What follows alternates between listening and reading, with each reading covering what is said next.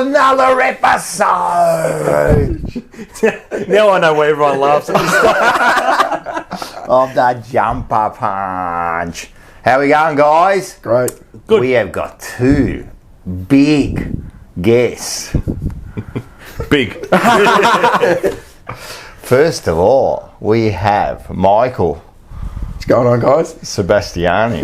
Little bit People of- who little don't Mars. know, this is the little Mars, mate. So if you think you can get rid of Mars, man, someone just steps into this position, mate, and takes over. He's got the wardrobe too. He's got the wardrobe. He's got the down pat. wardrobe. Don't worry, man. He's Mars has been grooming him Oh, all my life. All my life. all his life to make another one, man. He's like that evil scientist. man. Every sick aspect has come to me. I agree. And we also have Fab here from where? The Prendercast. Yes, everyone Ian listen. Prendergast, The technically. Ian Prendergast. How did you just come up with that name? I just came up with it. Just because it was Prendercast? Yeah, I Ian saw a podcast, and then I was thinking about Ian Prendergast, and then out of all players, like Ian Prendergast, what's he famous for? That kick in the Wizard Cup final, Yes. the 9-pointer. Yes, that's right. And the Ian Prendergast, and I just said it in passing, and Sean liked it, and so I'd be like, No, it's the I know best, man. we're sticking. I reckon Ian Prendergast must look at it and go, What is going on? who are these bananas, Yeah, and why have they got a show named after me? Yeah, that's right. And I reckon some people that, like, they'll be going, oh, Ian Prendergast, he does a show, you know? Some people don't know who Ian Yeah, I know, Prendergast is. of course. And obviously Sean runs the Twitter, and a lot of people refer to Sean as Ian. Oh, yeah, they think... I thought originally it was him running it. Yeah. Good point, Ian. And when I say that, I'll always Yeah, chuckle. it's So it's funny, man. Nah, perfect. All right. So we're here, this mate. We're back. Are we back? I reckon. You're declaring it. Not 100%. Well, we're getting there, mate. We're en route. We're like an Uber driver. Hopefully we. But have we paid for the priority delivery, or are we stopping off at a few Yeah, places? no, that's right. There might be a couple more stop-offs, but in a couple of weeks. So what we're going to do is we're going to start off always with, what's the number? 1995. Ah, very good. 1995. It's going to change. It's going to be 2023 after this. Oh, let's hope so. Well, let's hope so. Hey, how we going? Yes. Yeah, I know. We're back. Yes, of course, mate. All the way. All the way. No, I'm not going away in September, man. I'm staying right here, mate. 4 weeks booked at the MCG for Mr. Rocco. Yes. All right, let's get some coffees and some food. Thank you very much. Hey, no delivery person, so unfortunately, or fortunately, that position there becomes the delivery person, and I can hear the knocking now. All right, and On the bike. He's get out on the there. bike. Come on, mate. Go do some work, mate. He's probably not used to that because really, Probably gets pulled in to the him. Ian Prendergast, there's no. All the work's done by someone else. rest's already done. He's like Mars. He just rocks up. He just rocks up, Gold. does his Like work. Mars, I'm the talent. But unlike Mars, he's been turning up every week. Yeah, this yeah, year. that's it. Yeah, well, that's true too. Damn, Mars is having a good time. That's it. Mars, oh, look at this. Right on. Here we go. Some beautiful. Now, normally. Sorry. Oh, you got to close. Normally, we have snits, but today before because it's full There's Italian. one thing. Bought a little bit of... Ah, look at Bought a little this! bit of Mars Straight with me. away, a bit of Mars. Bought a little bit of Very Mars good. with I me, like so- it. I like it. Actually, we mixed the There we go. the Pepsi Max. You know, he bloody got me into the Pepsi Max. I was good always are a they? Coke. He got me with the sugar thing, man. He kept saying to me, "It's the If best." you have to go sugar free, Yeah. it's probably a It is. nicer. It's the one. It's the one. It's not better than Coke. No, It's But, not you know, the if you sugar want to free. stay on the planet for a little bit longer, We'll give it a crack. Yeah, give it the Give it crack. He can tell the difference. Cheers. He reckons. He can tell the difference. But what we're going to do, now we're going to have. I've changed my position now. I'm making sure my belly aren't showing. Now, he was really stressing out before about what position to do this. There'll be the comments going. What are we going to do now? Last time you came, you brought did. that, didn't you? I did. So we're going to have a bit of this. Yeah, might as in well. honour of the Prendergast. Chuck it in there. Oh, I see. This would be my first time ever doing this. Is The it? coffee, yeah. I always used to watch my nonna do it, but Oh, it's the best, man. That's why we called him, mate. My old man used to be... That's how he used to be in my house. In the morning, rock! In the morning? No, in the morning. He used to make his coffee. Yeah, I thought he was putting the grappa in the morning. Yeah, he was. But he'd be going, rock! Brenda Miragina. And I used to go, get the Miragina, go and get it from the... You know how they used to make the Miragina? Did you ever see your parents and that make the Miragina? My parents never did it, but... It's like a bomb, mate. I'm telling you, man, if the police caught us, it was a bomb underneath the house. It's a lab out the back. You know, they make it, they get like, he went and stole a beer. He went and stole a beer thing from outside the pub, right? Then he converts it himself. And then you've got to have a pressure valve, don't you? Because the way it is, it builds up pressure, turns into steam. The steam gets burnt. So you've got to have a pressure valve. Yeah. Well, man's not buying no fucking pressure valve. So how does he do a pressure valve? He drills a hole and then he puts a bit of dough on there, right? So if the dough ever blew off, that was the... that's the safety valve. That's the safety valve, mate. So that was it, mate. So, and then we had the bomb, and then he would make me go and check it while he was at work. I love the merch. Of course, man. Salute. Let's go. This is to the Blueies. To the Blues. Coffee? What coffee? You know what it's warmed? The Robbie Cockerels. The Robbie Cockerel. This will put hair on your chest. It would put your hair on your chest. I don't know if it's going to put hair on your head, but... No, that's gone, mate. That's long gone. That's long gone. You lost that a long time ago. You're still doing all right. Fucking... Mate, you're full on. It's the only thing that's got going for me. Anyway, you've got a full head of hair, yeah. Lucky, I haven't taken the jeans my brother took, so... It's coming, mate. Your brother's joining us, mate. Don't you worry, mate. You're joining, you hit the front, mate. He's hit the front. He's down at front. He's done. He's done, man. He's done. It's all over, man. The sooner you get used to it, the better you are. Now, of course, we're brought here by... Schnitz. Northland. Where? Northlands. Of course, mate. Northlands. Let's get it So right, you got to mate. go to the Northlands. No, it is, man. I don't understand why people are trying The to change it. Northlandies. It's Northlands. Northlands. Next to Myers. Myers. Myers. And Myers and Northlands. But Bunnings, they drop off the S. It's Bunning. A bunning. It's the bunny. You're right, too. All right, Cucka Pops. Yeah, nah, that's it. Yeah, so remember... You know what I did forget? I did forget the little contraption here, right? Because what are we going to do here? We're going to click onto here, man. Everyone knows what's going on here because for me, I can't see the merda out here. All right. Listen, I can't see shit, man. Loose. I'm just it's guessing. Be loose. Nah, it's all good. Listen to me. First of all, if you become, are you a subscriber of the channel? I'm a subscriber of the channel. All right, that's good. You know how much you get off Snits if you're a subscriber? That I don't know. 17%. Minutes ago. Anything off Snits, mate. It's beautiful. That's a bargain. I will say this. To those, subscribe, buy a membership.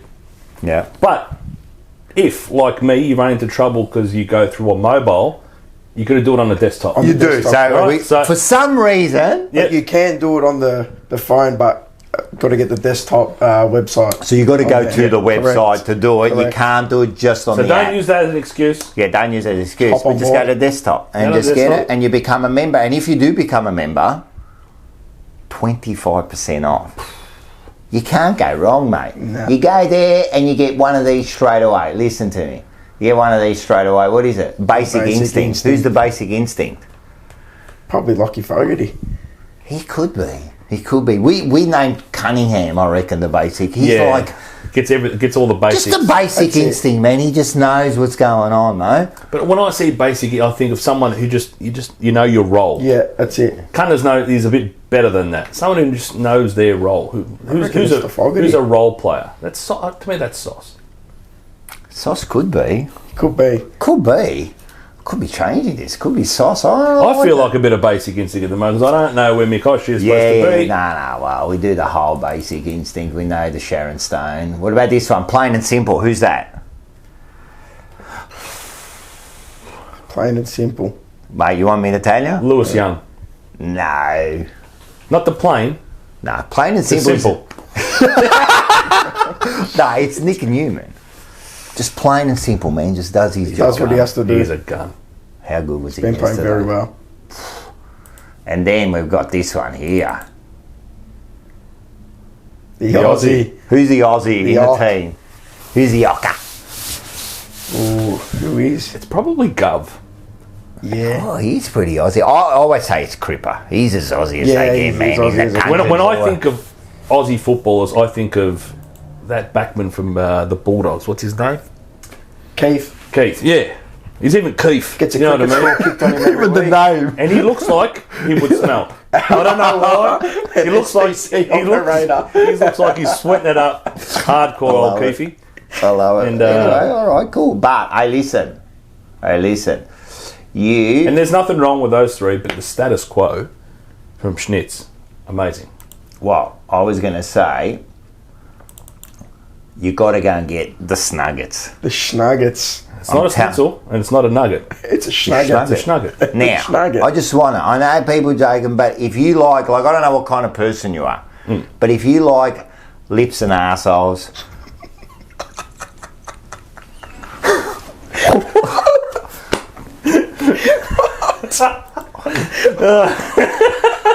What? listen to me. If you like lips and arseholes, toes Yeah. in your nuggets, Yeah.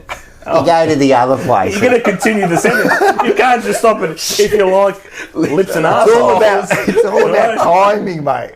It's all about timing. Me and Now, Michael looking at each other going, Lips and Rock's lost the this plot. is a lost different sort of What are show. they doing here?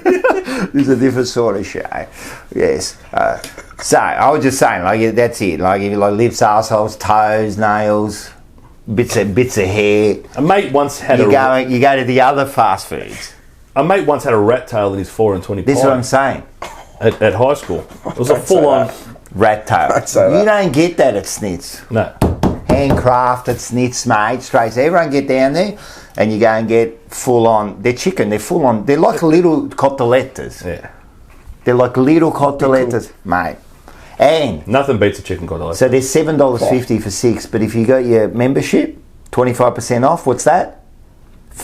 $5.62. It's obviously pre-written. So I'm only an engineer. I don't have to be good with numbers, do Mate, I? have to be good. Just a little bit. And while you're there, to become a member, let's be serious. You become a Mars member. You get to go into the draw for the hamper. The hamper, I think it's gone up to about 80 grand. 85. Easy. 85. And I don't know. You get a trip like Mars's next year. You get a free trip. Yeah, that's it. Or you go to this one here, of course, man, Rocco. Now, The if you're Rock. Rocco, you go into the draw to sit right where you are. Well, there you go. You can't Yeah. buy that. I'll shit. have to enter because twice I've been here You've and been twice twice. I've been shoved to the side. Before I was in the middle. Yeah, now I've got At least you get more of a I've couch got now. more space. Beautiful. And you also get to go into a draw to have a kick with Ange. Where we? Ange. Beautiful. Ange. I've eaten at Ange's You like it? about 6 times. I go with a mate, Pierre. Yeah, we right? go a lot good too, is yeah. it? And Ange introduces himself to me every single time. Like it's the first time he's met me. He's just met you. It's like, mate, surely it's going to register sometime. You know what I love? When I first started going there, he had no memorabilia, right? And he's going, no. He goes, I don't want it to be like that, you know? And then he brings out the locker. The locker. And The he goes, locker. oh, look, you know what, I've got to keep it in there. And I go, you should keep it. He goes, no, I don't want to do it in that. Now you go there. It's like you go walking into the Carlton He's got shop. it everywhere He's got now. it everywhere now. And why not? Put it in the hard yards. No, he's a star, man. He's a star. Or you can go to him. Now, I know this photo looks a bit like he's asking for some sort of bloody... Yeah, he's got some sort of hostage hidden. It looks like he's sucking He's it in waiting, too. he's He's waiting. sucking it in big time. Yeah, but if you go there, you get to bloody come to an interview with us, to one of the stars. And this week, mate, one of the best small forwards, Fraser Murphy, we interviewed this week. So everyone get ready for that one there. Right, so now we've got a couple of other shows that we do during the week. The first one, Blue Sunday, with Sunday. Peter Brown, mate. He's on every week. You know, what other show has a premiership player giving you their thoughts every week? And that Nowhere bloke else. doesn't hold back. You know what? There's one thing I always say to Muzz. I have not disagreed with one of his points all year. I'm telling you. I've not disagreed with one of them. No, I'm telling you. He's straight out, man. You know, when you talk to players, seriously, when you talk to players, they look at it differently to you. Yeah. You go, oh, blah, blah, blah, and they look at it and go, no, you know, it's like this, it's like this. I think he's Just not doing straight the to right... the point. Of course, man. You got to be like that. So, what we're going to do is just have a look at a little bit of... that he was still prepared to do the hard stuff. And you don't get a stat for that, do you? I mean, a lot of those 1%ers, you don't get stats for smothers and you know, positioning yourself in between, you know, your opponent or an opponent and your player so that your player can take a mark uncontested. Those sorts of things, you know, you can't get a stat for it. But, geez, they're important little 1% acts, aren't they?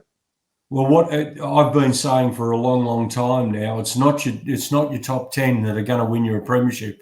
It's going to be the next 15 or 16 players that's going to do it for you, and they're the ones that are prepared to work hard, and they're the ones that are prepared to do the 1%ers, because the 1%ers with you know, all add up in the quarter of football to be able to have the lead going in. So they're the things that are really, really important.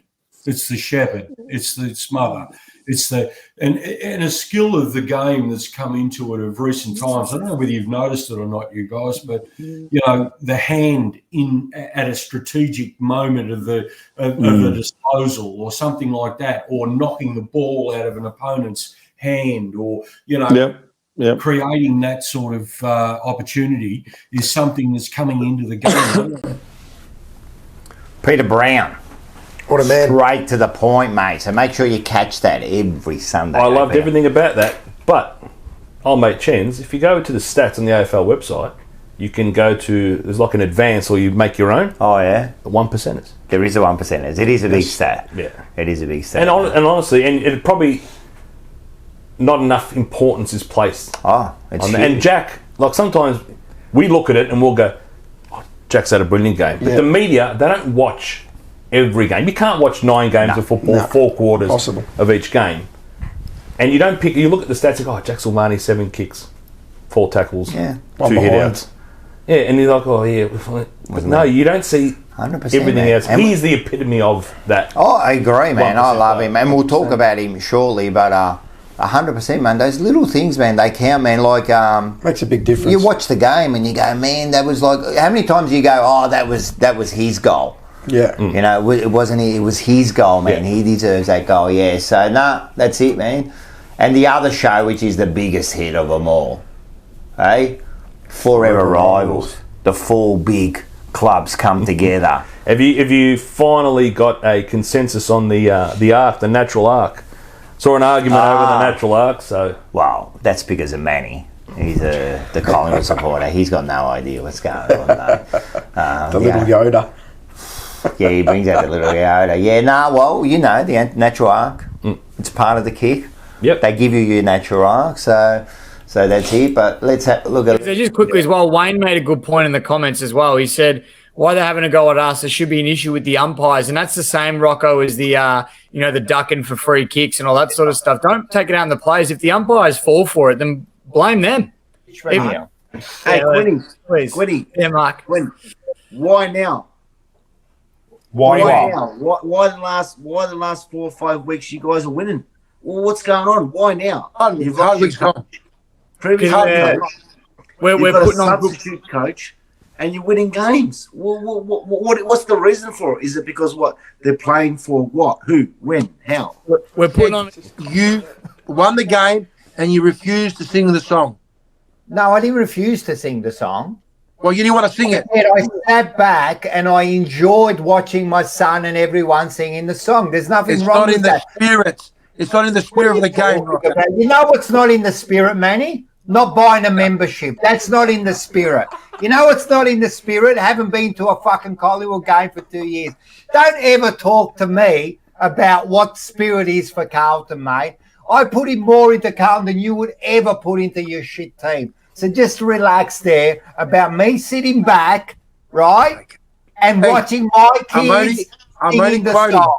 So I'm please, only quoting what you shut said. up. You actually said Rocco doesn't sing the song. You try to put me under the bus by saying Rocco doesn't sing the song, and that was full of shit because I mentioned after our first win, after 6 weeks, I sat back and enjoyed everyone singing the songs. So shut up and let's watch what a real team fucking looks like. And I met him. It's a bit of fun. It's a bit of fun. It's all banter. Sounds like a bit of fun. Nah, we have a good time. We have a good time on it. No, so that was it. Yeah. So make sure you catch all those. You got the Sunday show, Free Arrival 7 p.m. on a Wednesday, and then you got Legends of the Jumper Bunch, which is 8 p.m. And this week, of course, it's Fraser Murphy. We'll have a look some highlight. Do you know who Fraser Murphy? You'd be a bit young for Fraser Murphy. Young. A little bit young for Fraser. Yeah, the dark curly hair, short. Yeah. When I picture him, he's always at Waverley Park. I don't ever picture him at Princess Park. He had some good games. Memories are at I think that was his first game too at Waverley Park. But always kicking. To me, the memories are Princess Park kicking to the Heatley stand. Mate, I used to love you, man. What a time to watch the club, huh? What a time to be I'm telling you, a supporter of the club. Mate, we were there, man. It was a beautiful time, mate. Yeah. It felt magical too. When you went to Princess Park, it was a magical place, man. Like now, it's a little bit like it's a bit. It's soulless now. Now it's just a training venue. There's nothing else. We used to walk, like I'm sure, like we used to park. We had our parks that we had that we could park. Man, I knew all the side streets. We have our little park. Make sure you get there at the right time, or else you're not going to find park. Then walk to the ground. Yeah. Sit down. The Peanut Man. The Peanut Man. I said this yesterday. He'd be a Cy Young winning pitcher in Major League Baseball if he just ever had his chance. Because mate, did he ever miss? And I love the honesty system of that $2 coin was coming back. Yeah. Down through 1,000 sets of hands to him. Beautiful. Yeah, 100%. Didn't matter. He used to walk around with a stick. About the raffle. Who won the raffle? Yeah, that's it. And I'm telling you, those little things with... Is there any way we can get a time machine? Oh, well, I'm telling you. The scoreboard that always used to give us 9 points after a goal and then have to wind a couple of points. It's all that little... It's those little things, man. I miss it. I used to... Because I went with Dad. Dad used to make us sit in the gardener stand because the gardener stand's where the old ladies used to sit. It was, you put your... Yeah, put the little thing. They used to get there like bloody 11 in the morning, sit there, So my dad wanted it. Everyone knew each other. That was the thing. Because I'm going, and Dad took me from a real young age. So he wanted it somewhere a bit more safe, a bit more toned down. And then, no iPads and stuff. Mate, if I got tired, Dad used to roll up the scarf, put it against his thigh, and I'd just have a sleep. So you have a bit of a nap. Do you know what I mean? And that had the wooden floorboards. Yeah. I love it. Used to come in that entrance where the pool was. Oh yeah, and there was a little shed. Yeah. There was that was the merch shop. The merch shop was. This is bigger than the merch shop. Yeah, that was it. And just a little stand. That's it. No, it's great memories, and I know people go, but I'm telling you, and a kick on the ground. Oh, always. If someone missed a kick from 30, you go, I could do that. Yeah, and you go out on the ground and. We used to say that, like we used to meet every week. We used to go to the footy, and then all the mates, because we'll all be sitting in different spots, would meet on the 50, right? Yep. And the Healy stand there every game, and would have a kick, mate. And I'm telling you, that is one of the most dangerous things you can do, having a kick on the ground. If you haven't been sconed, completely sconed, you're going to cop one. It was a tradition. It's like a ritual for you guys. You just went on there, and there'd be no space. I used to remember the run to the middle. Right, yeah, which obviously that's right. There was a when I was with my dad. Obviously, it was a bit more. You wait for him, you take you down, you jump the fence. Half the time, you needed him to lift you up. Yeah, that's right. Yeah, that's right. But then you hit your teenage years, and we used to all, as soon as that second siren went, run to the run, and then you the first one to the centre circle. And we had a mate. We would have been 15, 16, and he had a bit of pace about him, and he's jumped the fence and he's gone. But he hasn't seen. Remember they used to rope off they used to center square if it was money. They used to bang. He was winning, and he must have had eyes straight. It's just clothesline. Wow, it's absolutely hilarious. Like I was never ever in the running to get to the middle. No, I was never fast runner either. No, by the time they got to the middle, I was just on centre wing. that's how slow I was. But that's it. You were the Greg Williams, mate. That was a lot of pace. It's all about skill. It's all about skill, mate. That's it. I love it. Nah, that was a bit taller than Greg time. Williams, but yeah, a bit taller and probably a better memory now. Well, hey, 41, it's deteriorating. Trust me. Yeah. No. Sometimes I get up, I walk to the kitchen, don't know what I'm doing. No, Standing there. It's getting, mate, everyone that's laughing out there, man, it's all coming, mate. Like, that's something you can't escape, you know? No. That's what I said. I got the hair and that's about it. Probably takes us a little bit longer to recover in the morning after a long weekend. Man. I drank last night. I'm just like, just recovering now, man. Trust me, we could tell it took you 45 minutes to set up the camera. And I don't even and we're praying, and we're praying. And we're praying it's focused. So if we look a bit blurry, all right, let's get into this. Let's do it.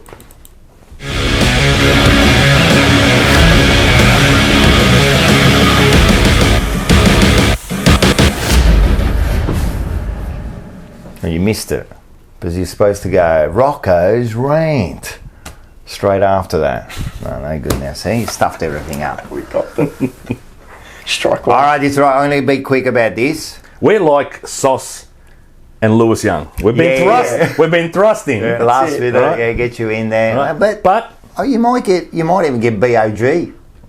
I get the job done. You might get the job done. That's all we got to do. But I'm going to do a quick Rocco's rant. Listen, now. We've had an ordinary year. Now, the last 4 weeks been good, haven't they? So every time we win, I think I kind of like went over this a little bit last week, but every time we win, there's always, they're a shit side that you beat. Where is it? Blah, blah, blah, blah. This week, I'm walking out, right? Out of all people like to come and like say something to me, was a fucking Essendon supporter. Oh, don't start. He goes... but they had like 7 players out, right? Who?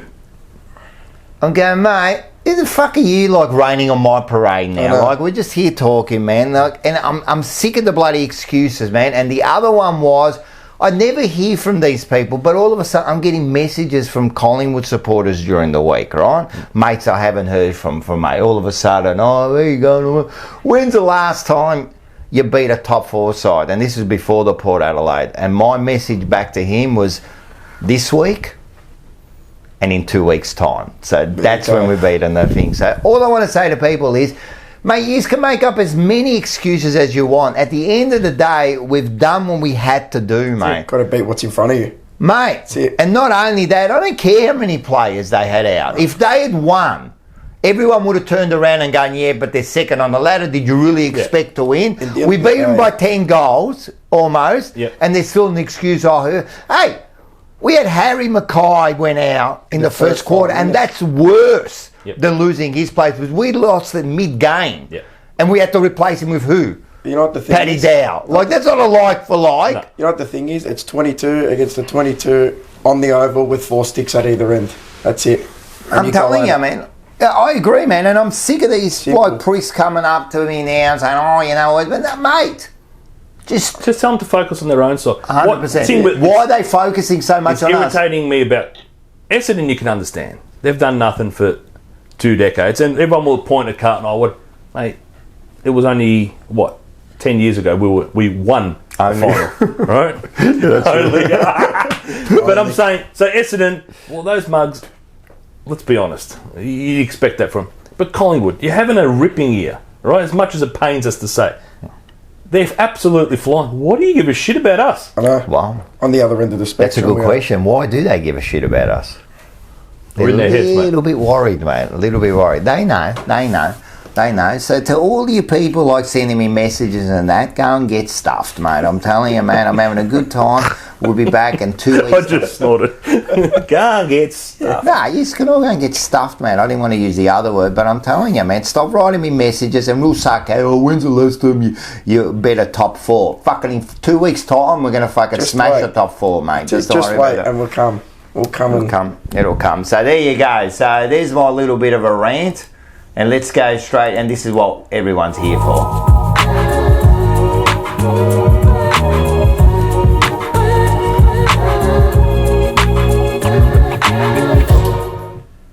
Now, we had a game while we were the current. We are the while we were the current. This is like a ride that we've been, like we've been through like the good times. You guys have seen it. And now the last, I reckon, I don't know, is it harder for them or is it harder for us? I think in a way it's harder for us because we know we can't accept it. There was an element of my life where I only knew, like, even though in my lifetime we've won 4 flags, right? So it's not like we've won 40. No. So we've won 4 flags, but we were competitive for 95% of that, my childhood. I'm talking about from birth to my early 20s. Yeah. So, like, I know what it was like just to be in that constant state of, this is what it is. Yep. To then go on the flip side. Well, it's like just a complete opposite. Like, for us, it was like next final. Yeah. That's all we cared about. Like the next final. That's it. And then there's been a couple of false dawns. Like, and people forget the 2008, 9, 10. They were good. It was a roll. We were getting a roll on. Then we hit 2011, and 2011 was a magnificent year. Honestly, we screwed up a game against West Coast at Marvel that cost us top 4, and we got robbed in a semi-final over at Subi. Had a few plays out. Do you know what I mean? So people think we've been bottom 4. No, we haven't. And we did have that good period, and that's when Judd come in, and you know what I mean? That was the big difference, you know, and we had a good period there. Essendon, Gastav, and plus they're drug addicts. Like all of them. Cheats. I never. No, so they're a bunch. I don't care what they say. And I've even had Essendon supporters go to me, but no, what? No. What? No, you're the worst. You are the worst. Bottom of the barrel. You are the worst, man. You let those kids who trusted you. It's not the 44 who take the field. It's the systematic understanding of this is what we're going to try to do. 100%. Do you know what and they can deny it as much as move on, mate. So they ain't go looking at us. But anyway, there was a game between us and Port. And to tell you the truth, I forgot to write the score. Does anyone know the score? It was 122 to 72. Yeah, so it's up on the screen and that. So that was a convincing win. Very convincing. More convincing than I ever believed that it could. We held them at effectively 5 goals for the entire day. Yeah. Did you notice it was very similar? We started to the previous week. We were dominating. We weren't putting that score on the board, and then we scored 3 or 4, and then from that point onwards, we never. Now, sorry. No. I was just going to put up some stats. We'll have a bit of look, some stats here. As you can see, it was pretty even. Yeah. Except for the scoreboard, which I was wrapped for. You know, how many times have we been like 59 times in the 450 and we lose the game by 10 goals, you know what I mean? It was the opposite. What they are, they're an honest, competitive football team, and they've got really good foot skills. And that one, you can see it. Yeah. Yes, when you saw Dan Houston, first 5-10 minutes, I was like, he could rip our hearts out. He had the ball on a string, and they kicked the ball very, very well. Correct. Oh, yeah. And they can take us in the midfield, 1-for-1. Yeah. And so it was all about collectively buying in. And that's when you look at the stats, and I know that wasn't just put up, but it was an even spread. I think in disposal, 28 touches was the most any Carlton player had. And that's, for me, that is 100% better than someone having... Yeah. What did Houston have? 40-something? 41 or something like that. Yeah. And he was, admittedly, he was good early, but then I thought... Tape it off at the end. Whilst he had 41, I don't think he had that impact. Who was that? Dan Houston. Yes. Yeah. No, he didn't have that impact. No. And the other, like, you look at someone like Chera this week. Yep. Wasn't held early. Yeah. And I reckon come out after half time and he just saw he worked through it. He worked. And that's Chera is a worker, mate. And obviously shows run BNFs and stuff, and the club runs a BNF. Lock it away, mate. It's done. Yeah, it's done. He's killing our one, and you'll see later. He is by far and away the BNF leader. It's not fun. 100%. But the thing is, he didn't have a great game. No. And we dominated. But you can have great moments. That's the thing. Even when you haven't had a half. It might not be your day, but it make it your moment. That's it. And every single player, I can't think of anyone who didn't have a time where... All impacted in one way or another. Everyone had a moment. Yeah. Everyone definitely So tell me something now. What's changed? So everyone's asking the two questions. What's changed and where's it been? Yep. The where's the been, I don't care because it's here now. There was issues within the coaches, the players. Yep. Maybe they've resolved a few things. Yep. They've been let off the shackles a bit. You know, they're running now. They're enjoying it a little bit more. That comes in hand. But what's happened? There's a narrative that the club are trying to push that it's an execution thing. And whilst, we have been able to beat up on a few teams, and Voss mentioned in his press conference yesterday that we've taken opportunities and Port probably didn't take a lot of theirs. Yep.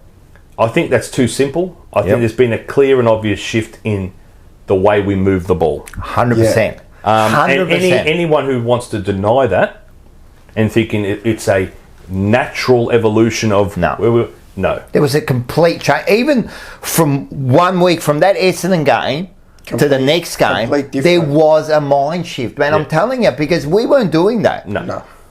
Mate, we were just... it was stop, start. No one was playing for each other. And that's the whole thing. It's all about the hard conversation. And I think whilst players are generally the ones who get the hard conversation, about their performance, about their role, about, doing the team thing, to me, it would have been inevitable that the conversation was had with Vossi that you will no longer be here if it continues the way it is. We don't turn this around now. And someone, whether he's realised it himself or someone's told him, if it doesn't change, you're gone. So what are you going to do to change it? Because keeping course, we're just going to keep going the way we are. So I think there's been a player buy-in too. It's not all Voss has gone, we're going to change the way we play. And then all of a sudden they just magically change everything. It's collaborative. It has to be. Right? A coach, it's no longer coach comes in and goes, we're doing A, B, C, D and E, and Rock, shut the fuck up, you're doing A. Michael, you're doing B. No, it's a bit of push and pull to get what we should be doing right. And all we did, I reckon, pre-season, we've gone out and we've coached a style of play. I think we got scared on the back end of last year of the tight losses. And we've just dialed it all the offense, we got dialed down. And so did we go too far? We went, mate, we couldn't score. And that's the whole thing. I agree 100%. I thought we played a style, and then we were thinking, we need that defence, because they were scoring against us. And we just went way too far the other way. The thing is, people looking, and they would have just taken it too literally. We shit the bed against Melbourne, we shit the bed against Collingwood. Good teams would have taken the good out of the Collingwood. Our third quarter against Collingwood was electric. 100%. Electric, absolutely. We just went bang, bang, bang. And instead of going... And we were 5 goals up, weren't we? And now, 4 or 5 goals conveniently, it was all about our execution and our inability to score and take our chances. Well, if you peel back and go, well, if we take our chances in the last quarter against Collingwood, we make the finals. 100%. We make the finals. There's that ratification of, we've done this. And I don't think we overcorrect. Where you train an entire pre-season, and it's not just the losses in a row. Our performances against Richmond, we should have had that covered. The first 3 wins and a draw, they weren't great performances. Let's be honest. GW West, we got away with one. Bad. Right? And the Adelaide belting was coming. It was clearly coming. You could feel that the writing was on the wall. You could so there's been a clear and obvious shift in the way we play. And yes, it's execution as well. And we have played better, but the system we're playing is different. Anyone says, 100%. It's all about the players putting in more effort. We'll have a look at some highlights soon, right? Yep. But 100%, man. First of all, they look like they're trusting each other now. Right? They, their link up. People forward of the ball, waiting for it. Much more quicker. That's there. They know where they are at. And that comes in confidence. That comes with confidence, and then being released. So that Essendon game, I'm telling, that's the turn. To me, simplistic. Whilst it hurt at the time, it's probably could be one of the best things. Best thing and that berating, which some of it I don't agree with. Don't get me wrong. I believe that everyone should have their say in that, but some of those things I think weren't done. They were more done for themselves than the actual really being some of those things shouldn't have been said. But regardless, I believe, mate, the team. Mate, if that happened to us, we're sitting here, right? And as we walk out, people use that shit on the jumper punch, use donor. Mate, we would sit back and go, mate, what's going on, mate? They have a look and inside. They did that. But I reckon they did that. Inside and they it reached a point where Because it would have been building. It's not like we all of a sudden everyone cracked one week. No, because before that... Do you recall the messaging coming together? The club players would come out, Cripper came out, Doc came. We don't pay attention to what's on the outside. Yes, they do. And the thing is, A, they do, but B, pay attention on the outside, because whilst you're 44 players that get to represent us on the field, you're representing us collectively. 100%. Because no matter what people say, oh yeah, it's about the players and stuff. Mate, a club is a club. It's called a club for a reason. Yep. Because emotionally, we feel it probably more. That's right, we are all invested. And we can't do nothing about it. Correct. Like the best we can do is go there. Just go there and support them, but what? And the adulation we reap on them, that's the payoff for them. Yep. Yes, they get well paid. Yes, they get to do what they love and they're playing professional football. Mate, it must be the best feeling in the world after a win. You could see it after yesterday's. Could you imagine walking off yesterday and everyone fans losing and people, mate? It's better than getting berated. Mate, they must have just filled... And you know... There'd be 22 pregnant women this morning. That's how happy the boys would have been last night. We have got but that's what 22 father-son or father-daughters. Yep. Yeah, 100%. Hey, you know what's funny? You know when Wiedering did the interview afterwards? Yep. Did you see that? After this game? Yeah, after this game. He was on the ground. No, I saw a Cripps interview. So they did a quick interview, and he said something, I can't remember exactly, but he said something like, for the fans, he goes, go Blues, or he said something there, and everyone cheered, and is this the in-stadium interview? Yeah, the in-stadium. Nah, mate, I legged it as soon as the final I was out of there. Yeah. No, well, I stayed for that, and he just went like, yeah, go Blues, or, for the fans or something, and you could see the joy. Yeah. He was so happy that the fans were happy, I don't think it's not that they're not happy to be there. It's more that they need to realise like what's there, what we are. Yeah. And the fans. That's also when you hear, the media talking about why can't the GWS or the Gold Coast work? What's there?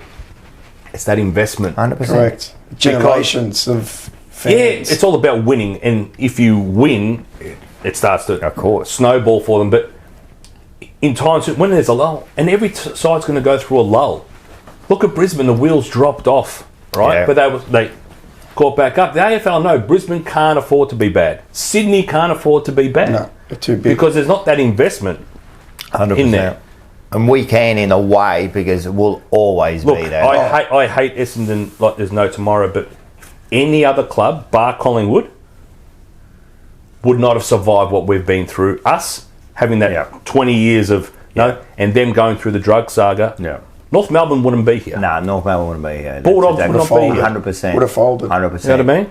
But that's 150 years of building, building that brand. But it's also 150 years of expectation. This is what the players, and that's why, look, whilst he wasn't great at our club, Mick was great at harnessing things like on Anzac Day, getting the Collingwood players understand meaning, history. Now, what you represent is more than you. I think that's huge, man. And when you understand that, when you can understand that, I'm telling you, that's huge towards a successful club. That's, whilst we want to be positive today, great win, we're on a bit of a... The club still has a way to go in making sure the past... We don't look back at the past like, we used to be good. No. We're moving forward. But the past will always be there. 100%. If you integrate the past with the present, it's not in the past, it's now. Yes.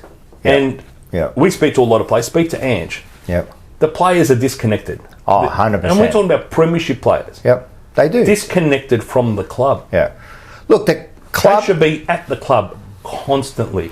The club has got a long way towards like fixing that up with the past players. Even with us in a way, right? We do a big job for not for the club, for ourselves and that, but we pay membership. Well, not only membership. I'm talking about these shows and that, right? Yeah. And yet, imagine being banned from the club. Imagine getting blacklisted, like not be able to do anything there. That would be pretty bad, wouldn't it? So, and this is the whole thing. Instead of embracing everyone, because mate, just like a union. The more people that stick together, the stronger you become. You know what I mean? And that's the thing. And you got some people who look at, particularly our show. I wouldn't say we're controversial, but we'll give an opinion, Yeah, and a straight out opinion. And people, there's a generation of Carlton fans who just want to. Supporting the club means that you're a yes man, or a yes person. Yep. All right. Never see anything wrong with it. Everything the club does is right, and us having a critical observation of something that the club does doesn't mean we're negative or we don't support them. We have that unconditional love. 100%. Right? If it wasn't we would just go, unconditional doesn't mean agree with everything they do. I love my kids unconditionally. I was going to say, with your kids, what do you think? I agree with everything they do. I'm there to. You got to be honest with them. That's right. And set an example. Set an example, and that's the same with the club. And why do we do that? Why are we critical? Because we love them so much. That's it. What do you think? I'm critical because. Am I critical about North Melbourne? I don't give a shit what happens. But with Carl, man, like everything they do, man, it means so much to me, man. Like you invest so much time and everything into it. Mate, I reckon you expect a return. You know what I mean? 100%. And you expect something back. Well, and that's what you expect from the club and the players. You expect them to give as much as you give into the club. You know? And when you don't see that, that's when you start getting upset. And go, from the club's point of view, so take the players out of it. The club. There'd be more fan engagement on what we do than I don't want to go to the website because what am I going to get? Nothing. You're going to get what they want to tell us. Yeah. All right. So whilst we try to give an impartial bit of analysis about where the club's at, how we go, at the core of it, we're all supportive. We're all pulling, and we all want the same thing. All pulling in the same direction. And the fact that there's that disconnect. Yeah. Is disappointing. It's not only disappointing, it's bloody stupid. Yeah. It's absolutely disgraceful, really, because really, man, they've got an opportunity. Like, I see a lot of things that they can do, to be ahead of the pack. Yeah. They don't, mate. They're so stubborn. Yeah. They're so bloody stubborn. It's not like we're a small club either. We're probably the biggest. Mate, you know engaged. I mean? But anyway, look, that's another story. Hey, we did win a game. Let's want to look at a couple of little highlights. Oh, mate, Let's do it. Let's look at this one here. This is where also I love the way Newman. See the way they're just taking off, and look, Sauce, admittedly, oh look at that, had a great game. Probably the best. Probably the best game he's played. I think probably the best game he's played. Is that the first time he's kicked more than 3 goals in a game? I think so. It is. Yeah. I think that's the first time he's kicked 4 goals. Yeah. Yeah. So. Yeah, mind you, 4 goals for a small forward is massive. Yeah. There's a lot of people go, it's the first time he's kicked 4. Mate, part-time 4 goals for a small forward or ruckman. We're not talking about your Toby Greens, your Eddie Bettses and stuff. They're elite small forwards. Yeah. Other small forwards, mate. He's a hard-working... But look, apart from that, as I said, you could see like the ball movement there. Like Newman's... You tell me there's not a mind change. Keep it moving. 100%. Even Kemp, I think, was in the first quarter. I think he was streaming off the half back and got it in straight bang. You know what the best thing is? When you make a mistake, just let it go. That's it. Let it go. Do it again. 100%. Don't not do it again, man. Like I was saying, there was a couple of of course, there was a couple of mistakes during the game, and I heard a couple of supporters go, "What are you doing? Why are you doing that?" And I was saying to my son, like, "Don't worry about them. I'll talk to you." Listen, there's 2 teams out there. Yeah, it's not like you're just going to go out there. It's not FIFA where you put it on easy mode. Yeah, that's right. You just mind you, I haven't played FIFA since '98, right? But the 98 right? There's an opposition Yeah. who are trying to stop you. Do exactly the same. Everything. You're not going to go to a game, kick 120 points, the opposition's going to be held goalless, and everything's going to work, mate. That doesn't work like that. And you wouldn't get the enjoyment out of it either. 100%. I loved it. And then the other thing is, man, like, mate, you need to make those mistakes. So I don't mind if they go to hit someone in the middle. It's the right option. Yeah. That is the exact right option.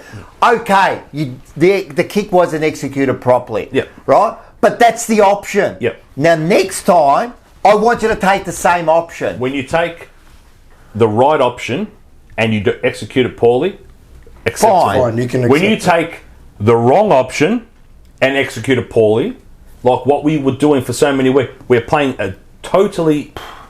I don't believe the game we were slow, impotent type of... just no awareness. There was no So when awareness, you're playing that style and still not executing... That's when everything starts to build. Well, I'm not going to accept that. Whereas when we're trying to play the right way, you're more willing to accept mistakes as, 100%. as a fan. And I was yesterday. I know we won by 10 goals, but those mistakes, I was going, that's fine, man. That's the right option, man. As long as they're looking to take the game on and not go into your shell, especially against their side. You have to. That's the new game. You're not playing a shit side. No, we're fucking 13 in a row, second on the ladder, man. And people could say, they were away from home. They've won the last 9 there. It's not like they play shit in 13 weeks. Well, you think about 13 home games? They would have had 7 away 100%. Games. So, man, I'm telling you, that was a great win. But as I said, man, if people say that we haven't changed our game plan, man, that is completely changed. Yeah. Completely changed. Man, so we talk about that, man. Let's talk again. And this Cunningham's been huge. And look at the way they're looking straight away out. Lift their eyes. And, you know, bang, he takes the comes big mark. Across. Beautiful. And the other thing is in the forward line, man. I know Harry went out. I'm telling you now, I don't like Harry and Curnow both in the forward line. No, and they weren't playing that way. They weren't playing that for a while, yeah. For the first time this year, so you go there and you think, what am I going to focus on? I'm focusing on forward structure and ruck. That's just what I've got a bit of a pet peeve in the ruck, right? Yeah. So I'm having a look at the forward structure and I'm thinking, what's going to happen with Aaliyah?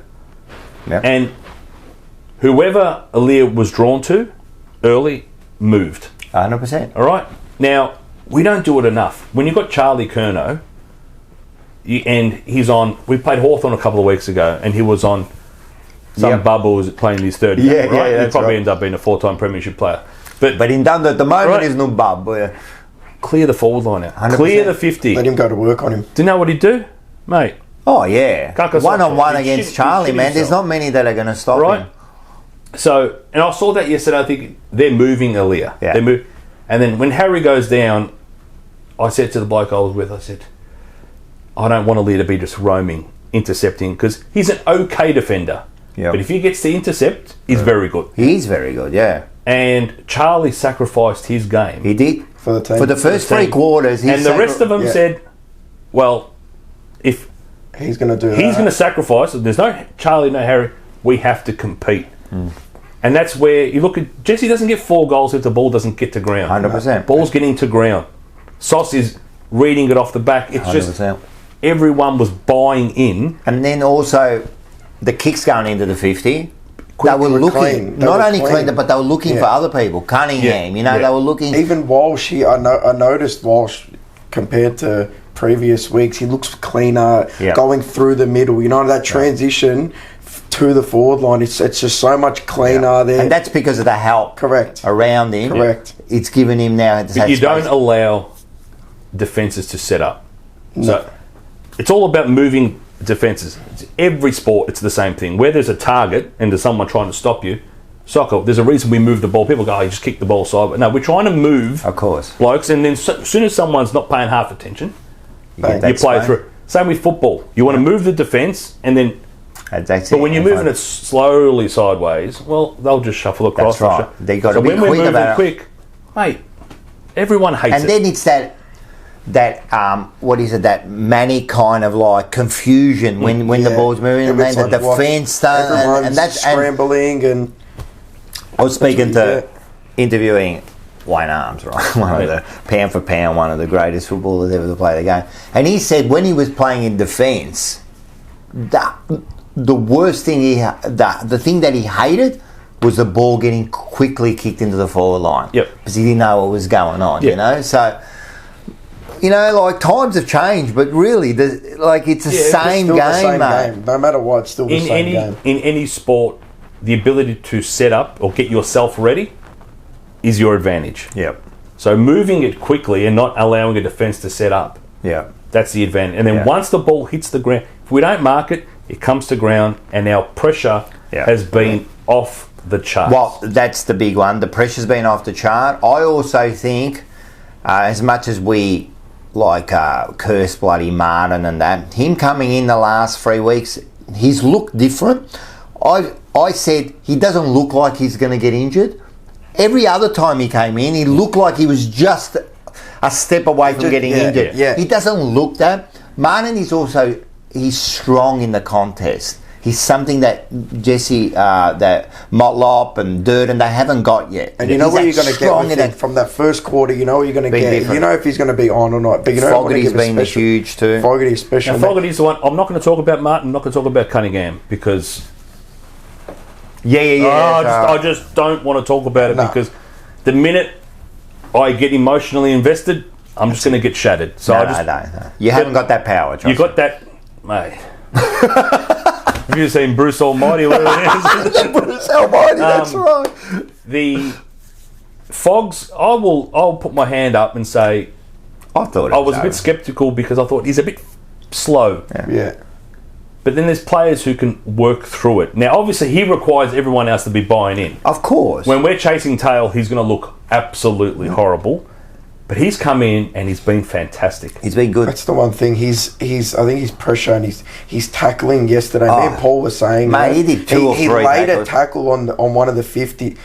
Just ran straight through it, just crunched it. That's what you need. You need him. And then when they get their moment to kick a goal, or he pops up. That's it. Kicks and then he goes into the middle. Correct. Goes into the middle. That's the other big thing I've noticed. Like it used to be. The same set, no one would change it. Get the mix. Change it, put someone different in there. Make it, you know what I mean? Put Fogarty, put Dow, put them all in, mate. One after the other, just have one of your prime movers and the others, mate. Put Cherry in there, put Hewitt in there. Yeah. Make the opposition think, mate, what's about to happen. And that's what's been happening, you know? Whilst I agree with what we're saying, to throw curveballs, people into there, the one player who I've seen come out of the midfield, Sam Doherty, get him out of there on the wing, and he has been he's been reinvigorated. Do you know what I mean? I actually said that to someone today. I was on the phone and I said, keep him in the back, mate. Like I don't mind him. I don't mind him on the wing. Yeah, on the wing, but chuck him, like in and out. But that position, he knows that's his position. You look at when he plays off the. It's just he knows it like the back of his hand. The way I see it, and this could be completely wrong, but I kind of see that right-sided wing being a Doc Cottrell combination. Doc playing kind of middle back and Cottrell doing the middle forward. And Akers on the left taking it all by himself because he has that ability to. He has. And he had an unbelievable game on the week. He's kicking. He's had a few good. Look, he's kicking. He dropped off, and I'm going to blame Sean from out because Sean criticised him. I didn't criticise him. He basically didn't really value his first 5 weeks. Yeah. And I'm convinced he's got word of it, and his form just went to his form went to shit. Yeah. Because he looked horrible for that stretch when we were bad. He looked bad. And he lost his confidence. He wouldn't kick the ball because he knew. But he's still is kicking. He's not 100%, so he'll kick 3 or 4. He can't kick or handball. Yeah. He'll kick 3 or 4 out. But I said to my son this, I go, you know what? I accept that's going to happen every week. Yeah. But everything else he does is worth it. Every once in a while he's going to do a shit kicking. We're going to do one of them every single week. We did one. Yeah. We did one yesterday. It was a bad one. Newman, I think, but they missed, so it was all good. How about, what are we up to? Oh, what about this one here? I was talking about this man.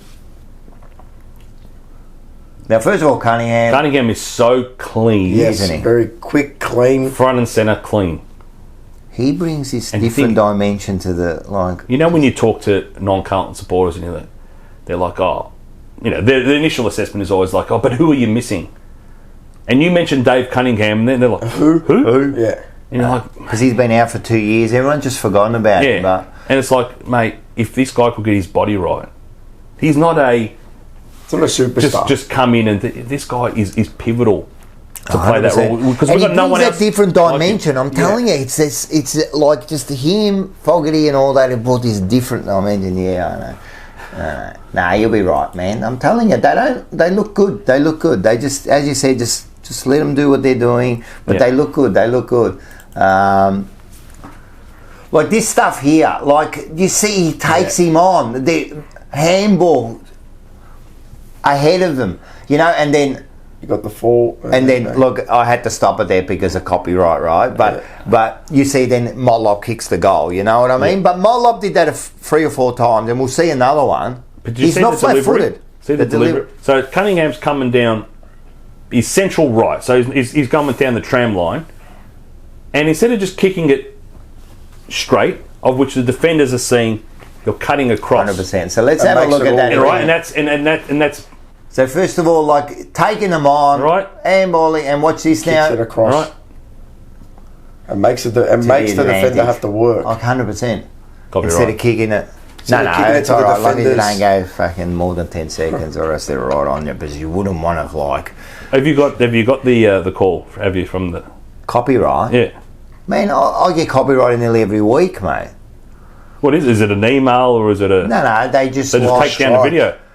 No, they don't take it down. So with copyright, it depends on what it is and how bad. So normally, like I've got this worked out now that they can't copy. I take out like the sound and all that, and I only show little snippets enough. But if you do any more than that, you'll get a copyright. Now they don't take down the video, but then you don't get monetized for it. You don't get revenue. But I was going to say because you can watch the entire 95 grand final on YouTube for nothing.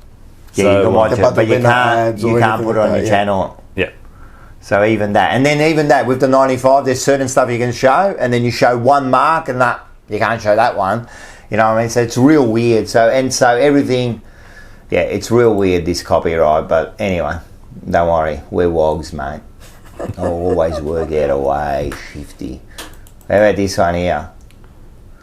And again, forward. Now I love. Now.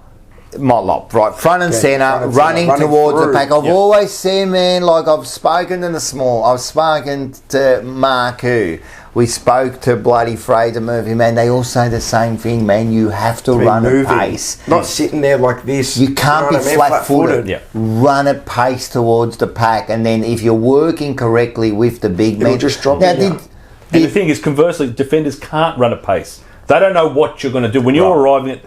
Because they're going to be at the contest. 100%. You can arrive at the contest at pace. They can't. So that's the advantage. So even if you're getting it and there's someone there, you ever try to tackle someone? Mate, running at pace. Look, even Motlop, he's only even though he's like solidly built, like he's only a small bloke, man. Yeah. He broke through that pack. Give him 2 more preseasons. I saw him at the Collingwood game at Princess Park, and he looked like a condom full of walnuts, mate. He is just.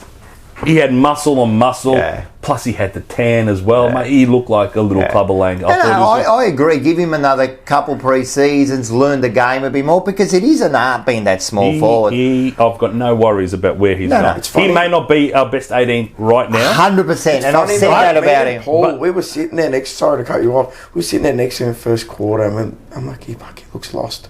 He looked lost in that first quarter for a little bit, and then me and Paul looked at each other. These blokes kicked 4 in the blink. What the fuck's going on? You know, on his 4th goal, I burst out laughing because I just went. I couldn't believe it. The 4th one was the tunnel one where it's come off. Yeah. What's going on, mate? This is funny, man. You know that part there, he's never struggled with. He's got that Motlop gene. Get the ball quick, decision making. It's the everything else. I agree. Structure, setup, defensive pressure. The defensive pressure. It's not an effort issue with Jesse. It's an application thing, and that'll come with time. 100%. So you're right at the time, and it's good that like Owies went out, he's come in.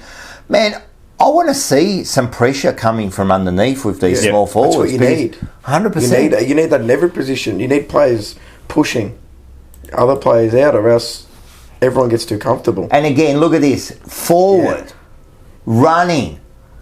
Bang. Takes him on, he goes on the inside, and then all of a sudden, you see that? Cunningham again, not going down in the direction you keep changing angles, changing it. Now the one and to his advantage. Yes, like man, if that's behind him, he's got no chance. And how many times in the past weeks have we just kicked straight into the pocket? 100%. And you're having those low percentage shots. And that's the other thing. Yeah. That's the other thing, man. What are we kicking from there for? Of course, you're going to be kicking like 8 goals, 18. You know. Anyone tuning in obviously is a big Carlton fan and would watch enough football to see the first half of the year.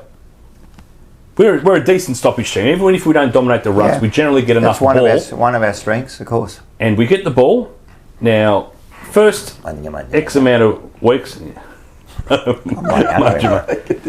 It's Milanzana, Bieber, Ivungia. Beautiful, mate. This is like the Italian bed. This is no bloody dominate.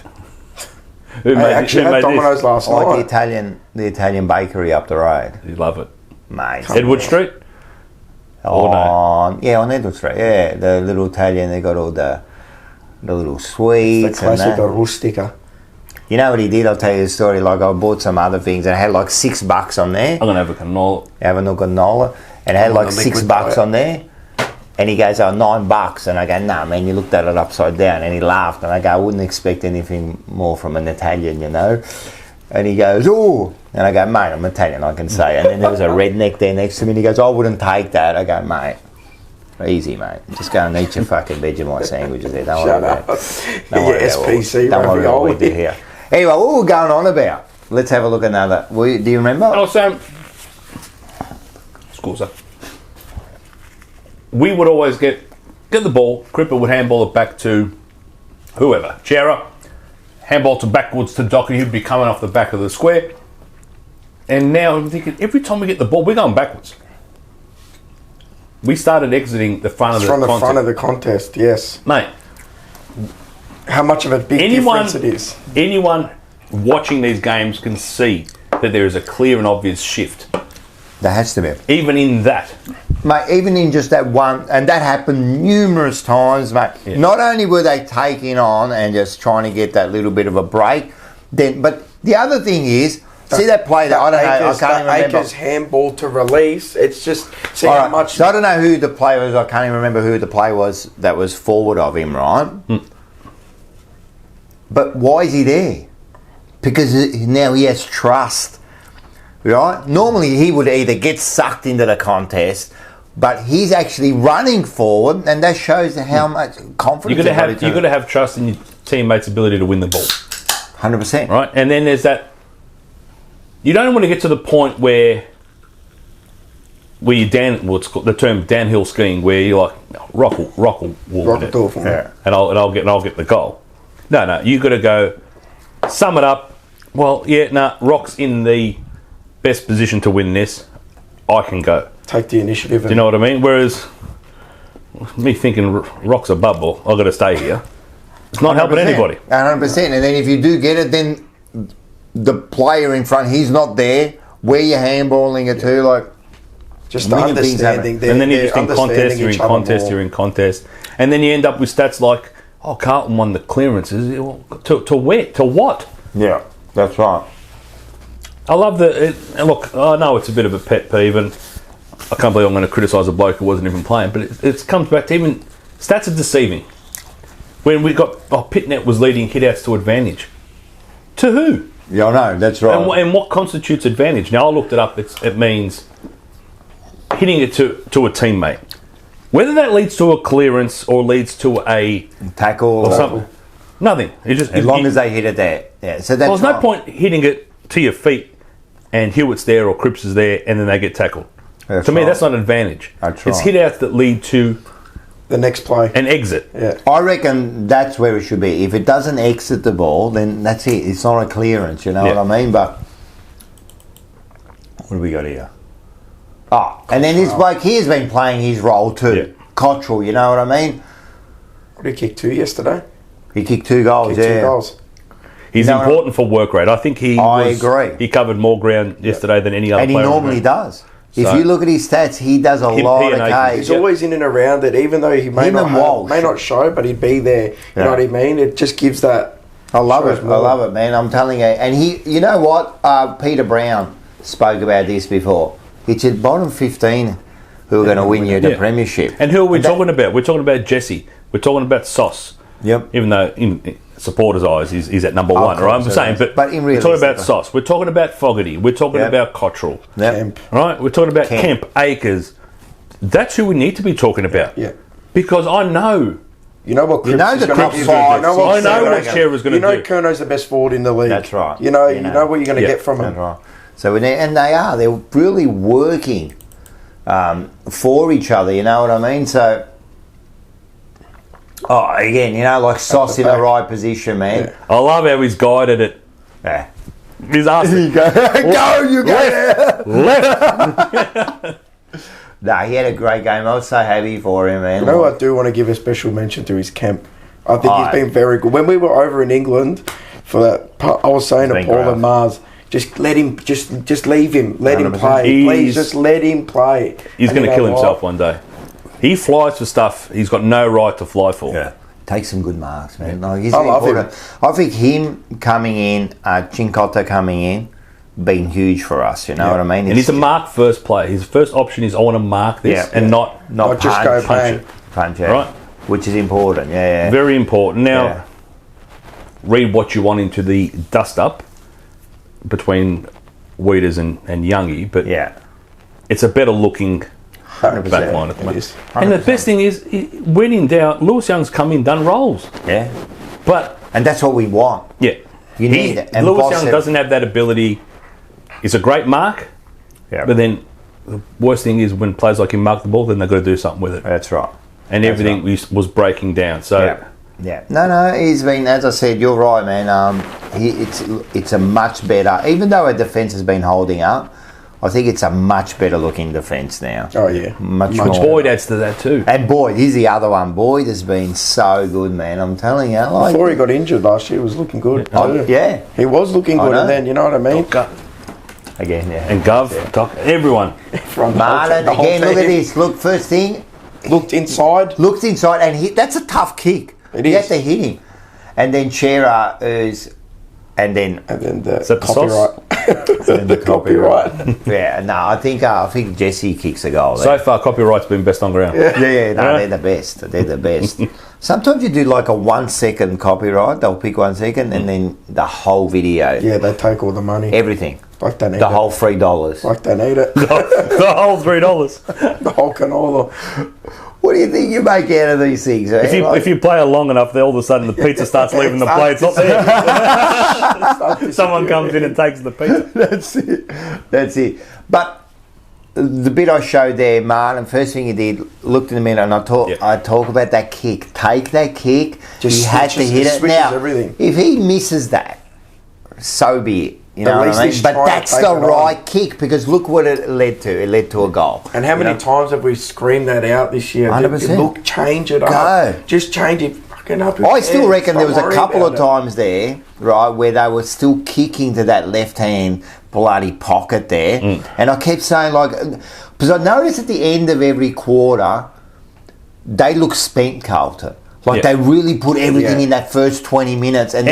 And then if we're going boundary to create contests for our own advantage, that's fine. Yeah. You can't play 30 minutes of that. No, you can't. Because you won't score. No. But if we're doing it to ensure that they don't score, and we're trying to just steady, but I still reckon a couple of times they could have gone. I know they were spent, but we should have just changed it up a little bit. But when you spend your decision making, and it is, and you could see, man, because there was Newman and that, they were up, they were on, and they were spent. That's what I want to see, though. I want to see him spent. I want him at the end of the game vomiting. Yeah. I want him vomiting, because they've left it all out there. 100%, and they have. They have, man. I can't criticise them. Again, look at this. Bang. Walsh. Forward. He's running on top of the ground. And look at Cunningham again. How many times? Do you know what I like? They're not key forwards, so they're not going to lead up at the ball and whatever, but they're pushing away. Yes. Do you know what I mean? Not creating their own. Do you know what I mean? Come and see. This is where it's going to advantage. That's right. Us. Yeah. But then we need someone to kick it there. And who did it again? Cunningham, man. I'm telling you, he's got this again. Mate, you mentioned his name, I'm touching the table. The pizza will be on the floor by the end of the bit. No wood left. Nothing. Yeah, all right, we call him. I'm going to call him Richie from now on. There you go. Cheer up. Forward again, man. Looking for This is my favourite goal of the day. That was a good goal. Because I saw him sum it up, and I was like, "You deserve it. You deserve it. You've been absolutely." That was. This was not either just before or just after when he got the ball on the wing and just went between two players like they weren't there. Yes. Yeah. And I've rewatched the game. And the commentators made nothing of it. No. Yeah. And maybe when you're there, you see it. You kind of see how he's executed and stuff. But it's like, oh my god, that was amazing. No, mate, I'm telling you, I'm just loving the game plan. What's his last one? Oh, and then again, like looking for the man. He's creating space, and then like Kerno was just left on the own. I think he kicked this out. Fucking hit the roof, I think he tried to hit the scoreboard. Yeah, he did. Kicked it to the G. Yeah. And then I love little things. You know how he just stood there? Yeah, gave it to them. I love that. They're like, you know. Like the man. But just like some little things there. As I said, I'm loving the way they're taking on the game. Let's be serious. If you're not doing that, you're not winning anything this year. Yeah. You have to take it on. Love the way, they're, instead of, like you said, going backwards, they're going forward, mate. They're going forward. And the difference in the forward line, man, it's no more... Charlie and Kerno, and again, we've got a long way to go, but there's no more Charlie Kerno, you know what I mean? Yeah, we've got different options, mate. We've got different options, and that's the... I think that's the key. Well, that's what you need. For the first couple of weeks, it was always he was doing. Now they're all popping up. They're all getting their reward for effort. You know what I mean? And I still think there's times where you've got your Durdens and your Motlop. They will come into their own. Yeah. But right now the mix, and I know Jesse, this is hard to tell a bloke who's just kicked 4 goals, but I reckon he's if Always was available, I'd still play Always. So it's next week doesn't matter as much, but against Collingwood, if Always is fit and ready to go, if he gets stronger body, kind of like. I think we'll rest a few next week. Oh, definitely. I think there's going to be, and we'll talk about that. I think there's going to be a few changes. I was calling for Charlie to go off halfway through the last quarter. Just don't blame you. That's why I wanted. Don't hurt him. I think he had a last couple of shots. He hit the post with his last one. I want you get you hold a bit of wood. Just kick a goal. So usually they kick a goal, they get off, and I'm like, just get off. Yeah, just hold. You just every time I talk about it, you can just hold the rosary beads. Yeah, instead of like touching the thing. That's a bit of like. Oh, that's Pope Francis, mate. Yeah, he's the worst one, isn't he? Is he the current one? I think not the current one. No. Yeah, he's the current one. He's the current one. He is. No, he's we had the Argentinian. No, he's the Argentinian. He's the Argentinian. No, he's the current one. No, don't worry. You always see it on the TV on a Sunday night. He's the current one. How long has he been the Pope for? Not long. No, he's not the current one. No, because we got the old fella. And we got Benedict. What's his name? No, Benedict was from Poland or whatever. No, he's the current one. Benedict took over from John Paul, didn't he? My mum gave me this age ago. She's been dead like for 4 or 5 years. Yeah, well, that's... And he's been there for that long? Yeah. He is. He's been there for a while. You see it every Sunday, Nonna on Rai Italia. She's sitting there with the mass. Yeah, put it out here. Now we can mention Cunningham.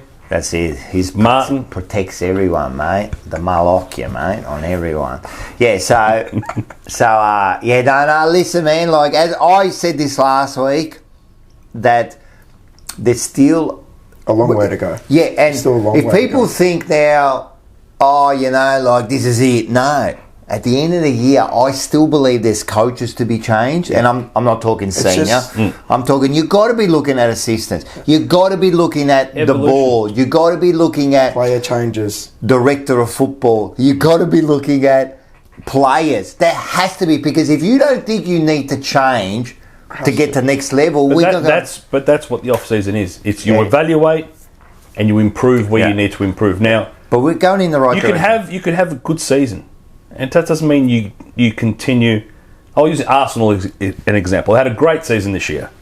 If they made no changes, everything was to remain the same, they would actually go backwards. They'll be signed. 100%. You have to. You've got to improve in every aspect. They paid $8.6 billion for a run-of-the-mill holding midfielder, all right? But you know what I mean? They have to improve. You have to. Yes, that's a dig at Arsenal. And the other... just in case anyone... Yeah, well, Mars and you. If that's the price of rice, China is going down, Japan's going down. United? Yeah. Just think about my childhood. Between Carlton and United, it's just trophy-laden. I know. Oh, so Chicago Bulls too? Are you a Chicago Bulls fan too? Gee. And the New York Yankees. So you were doing nothing but net for like 20 years, man. And I've done nothing since. You haven't even hit the fucking ring. No, I agree. And Jordan is the GOAT. I don't care what anyone says. Anyway. He's the GOAT of everything. Let's be honest. Of everything. Everything. If he was playing at full forward now in his 50s, he'd be better than Charlie Kerno, Michael Jordan. That's how good he is. Oh, you reckon? He's the greatest athlete of all time. He was. And anyone that says LeBron, you can all go and get stuffed, man. LeBron. The problem is, That's the young generation. They get drawn into this debate. That's the thing. LeBron it's always come. That's the young generation. It is because he wins in all stats. And I know you're going to give me like the people points don't understand the generation now, which is great. Like everything's accessible. Imagine we had this accessibility, like you guys watch YouTube clips and you can see every highlight from every league overseas. I had to get the Glob on a Monday morning to check the Serie A scores because 100%. That's how you did it. You know how we used to watch replays? Not like now. Oh, well, I want to watch this particular goal. Man, it used to be Saturday night, and if you're lucky, and we were lucky at those years, you'd get half an hour of Carlton. Yeah, that's AFL Today, it was called. So you watch a little bit of clip, and then because Carlton was always up there, we'd normally get the half an hour. That was the extended. Yeah. We get the last half an hour, man. That's how we used to watch it. So, whilst you got this accessibility today, which is great. You got everything at your fingertips. Michael Jordan transcended sport before social media, before. He was that big then. He changed advertising. He changed celebrity. These guys do it now, but have got everything at their disposal. Everyone out there who's wearing Jordans, stand up. Everyone that's wearing LeBrons. I love that. Oh, wait. Not many. Oh, wait. Yeah. Jordan. Yeah. I thought I was going to wear... I thought I'll wear the blue Jordans just to I like it. To celebrate the blue boys. Well, no, listen, man, and you can say whatever you want. And the other thing is, I always say this is not a plug, but Jordan, go to the other thing I say is, if Jordan had what LeBron had now, he'd be like super mega star, man. At the time, man, the bloke.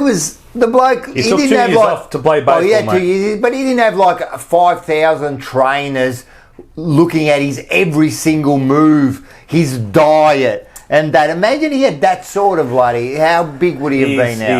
He's the greatest. He's the greatest. And he changed the sport, I'm telling you. And that's like Muhammad Ali. He changed the sport. The comparison, unfortunately, doesn't do LeBron justice because he is a phenomenal and this is the thing, right? The argument takes away how good really LeBron is. Like he's an absolute superstar. I guarantee and there's both of them in either era, of course, they still dominate. Of course, you bring Jordan in, he would dominate. You put LeBron back, maybe he get pushed around a little bit, but that was tough. He's a big boy. No, he's a big boy. He's big on the ruck. But it takes away. But there's nothing wrong with being the second best of all time. No, he's not, bro. There's nothing wrong. Apparently, he could be playing with his son next year. Yes, very high possibility. That he could see how he gets I'm through. hoping he goes to the Cavs, and then the sort of bit of a homecoming story again, and his son plays in the Cavs. This is gone from the jumper punch to the technical foul. This is what we do, mate. We cover everything here. Everything. No. So, we in focus, Rock? Yeah, I think so. Mars don't kill us if it's not. Mars will be like now sweating if he sees something wrong. In Amsterdam, these guys, these bastards. I don't know. Where were we going? I don't even know anymore. But look. We were saying that things have to change, but at the moment we're going in the right direction. I think at least we've taken the step in the right direction, and this is the direction we need to go now. This is the direction we need to go. The other thing is with Voss, I've been saying for ages, we don't get rid of Voss. Even though I believe that he probably wasn't their first choice or whatever, at the moment we've stuck by him. I think he's okay, but he definitely needs... He needs some help around him. He needs support around him now. Of course. We know but don't all coaches do? We know this for a fact that the club offered Kingsley. We know Kingsley the thinger. So he was the one. That shows that they have reservations on his tactical nous. Right? But they're almost not even denying that in their silence, in a way. So there is clear and obvious shortcomings that he's got that they're hoping others are filling. So hopefully... Let's fill it. Let's fix it. Man, at the end of the day, we know that Kingsley was the one that they really wanted, but they couldn't put their heads around. Do you know why? Because people would have lost. I wouldn't say like us, because we would be... I would have been understood. I would have been absolutely thrilled. Mate. But there'd be a large portion of the Carlton community to go, who? Untried. And why? It's because he's untried. That's why. 100%. People want to... And then the other thing I think, like with the board and all the ones who made the selection, imagine going with an untried and then failing. Like, that's what they're thinking. Yeah. So they don't want... But so you'd rather be a more safer option. But now that we got him, and I'm telling you, he's got some great attributes. Is that a word? Yeah. He's got some good... Is that a word? Haven't you watched the show? At least 10 times I'll get words completely wrong. That's all right. Mate, great. Mate, he's a leader. He was a champion. Okay. See, what you're saying, I want to get into this. Yeah. Because what you're saying is 100% right. When you look at Michael Voss, and I got excited on the prospect of... Michael Voss this is a bloke that and I know he's not sliding into the midfield, but he's going to bring toughness. Yep. Mental application. He's going to demand all of this from our playing group. Yep. Now, like I said, I'm not calling for his head, and I'll reserve judgment till the end of the year. Of course, yeah. But what I wasn't seeing during this stretch of was Michael Voss. We are not displaying any of the characteristics that made Michael Voss a champion, an absolute megastar. Right. 100%. Now, tactically, executional, okay, park that aside. But the way we go about it should be a reflection of your leader. All right. So we discussed this last week, and we had Ramo here, who's actually his business is he in businesses and that he recruits the right people for the right position. So he does that interviewing kind of like. Is he in Abu Dhabi or Dubai or something? Dubai, yeah. So the thing is that, like, we asked this question. So when we got Voss, I think everybody expected the Voss from Brisbane, right? But we got a poorer version of that. For some reason, we didn't get that Voss. My question was, and I still stand by this last week, or my statement was last week, he's been held back for some reason. I don't know by who. And people go, oh, by who and that. I don't know. That's the expectation of a coach these days. Yeah. Oh, Craig McRae just sits there and loves everybody and hugs everybody and stuff. If Craig McRae had a bunch of shit kickers, doesn't matter how much you hug them all, they'd be going bad. 100%. Correct. Do you know? 100%. Same way, if Stewie Jew hugged everybody, Gold Coast are what they are. That's it. It's Michael Voss. Yeah, he has been, whether you would say held back or he's... But either by people or either by himself. He thinks that this is the way he needed to go in his second stint. Yeah. I prefer the old Michael Voss. And you know what? I was saying, what I want to see from Michael Voss is, I want to see Michael Voss. Yeah. I want to see him look in the mirror and go, I'm Michael Voss. Yeah. If I fail on my terms here. And that's the thing, and I was saying it, because it wasn't looking good for people can say, oh, you're jumping at shadows and stuff, mate. It was 6 weeks in a row. It wasn't like it was... And it looked tactically inept. Right, it was... Everything was all over the shop. And if anyone thinks that the conversations weren't had internally to say, Michael, either fix it or you won't be here. They're clueless. Now, if you're not going to be... If I'm going to be shown the door, I don't want to look back and go, fuck, if only I did A, B and C. No. Guess what? Do A, B and C. And then if you're shown the door anyway, then you go... At least I gave it a crack. Yeah, 100%. Right? 100%. And I was saying this last week, and I totally 100%, 110% agree with you. Heeded some advice to say, Michael, do it your way. And don't leave any stone unturned. Then he might end up being the coach that we all wanted and that we need. 100%. 100%. Now, does he need people around him? 100%. You know what? Everybody does. I was going to say, all great leaders, what does a great leader do? He puts people around him that cover his deficiencies. Yes. Yeah. And that's what makes a great leader. So he needs that around him. Now, so this is why everyone around him has to be looked at. Yeah. What are we lacking? What are we lacking? That's a good word. What are we lacking? Let's fix it. And I'm going to give you the Richard Pratt saying when he went going for CEO and they said, this person is the best person available. And he goes, no. You don't want the best available. I would just want the best. Thank you. Yeah. And that's what he's got to do. And I'm telling you, let Michael Voss be Michael Voss. Put the right people in around him. I'm telling you, we've got a winning formula. Do you know where I think Michael Voss can prosper? Is we're the one sport where we're still stuck in this. He's the guy who makes all the decisions. Maybe basketball is kind of like this still as well. And everyone else is just kind of there to help him. Assistant coaches. Yeah. Whereas you look at soccer, you look at NFL, they have basically a manager. Yeah. A guy who's overseeing. Well, he's called a manager too, isn't he? The manager, right? Especially in football, it's called a manager, right? Yeah. But everyone are beneath him. They're in charge of getting stuff done. Especially in the NFL, you got a head coach. He's got the headset on, but they've got coordinators, offensively and defensively, and they call the plays. Yeah. They basically run the show, They've basically and this got guy 3-4 coaches. sits above them. Yep. He's always got that card. Where Of course. Rocco might say, I'm putting Charlie Curnow up the ground. And if, as the head coach, it lives and dies, I'll go, Rock, I'll give you 90% of the decisions, but not this one. This one's not working, yeah. All right? And that's fair enough, and that's what he's there for. And I reckon he could be that. Yeah. And but we've got to basically bring in that next tier of coach. But 100%. Can't be what the AFL system is now, where they're kind of, learning on the job. Yeah, that's ex-player from ex-premiership team is now an assistant. Yeah, Cruiser. Right? Cruiser. I've got nothing against Cruiser. He's still the best ruckman at the club, unfortunately. But the thing was, I don't know if he's doing a good job or a bad job, but Cruiser was that perfect example. He finished yesterday, right? And today he's coaching the ruck. Like, what's happening but there? The cap, the soft cap doesn't allow for you to have specialist second-tier coaches that sit behind a kind of manager figure. Yeah.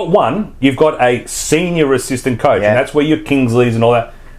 That's what they want. And you look at the bloke who generally takes over, like McQualter is now. McQualter is the guy. Yes. He's a senior. He is more tactically inept than you got development coach. But we need to expand that second tier as a competition, not just at Carlton. Yeah. And have the bloke sitting above going. And that's why when you look at dominant eras like Hawthorn's, there's a reason Clarko had Hardwick goes on and wins flags. Fagans is where he is. Yep. You got Luke Beveridge won a flag. 100%. Brendan Bolton. Sorry. We got the one. Yeah. Do you know what I mean? But there's that core of absolute... 100%. Adam Simpson was underneath. And then Hardwick does that also. Yeah. Like now he's doing that. He's getting assistant. And there's that thing that they learn off Clark. They'll learn elements off Clarko. But they're providing Clark. Don't think they're not the ones. That's what I'm saying. Don't think that Collingwood's last push under Mick, they had Butts was heavily involved tactically. Yeah.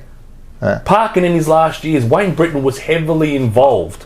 He was the match day coach, wasn't he?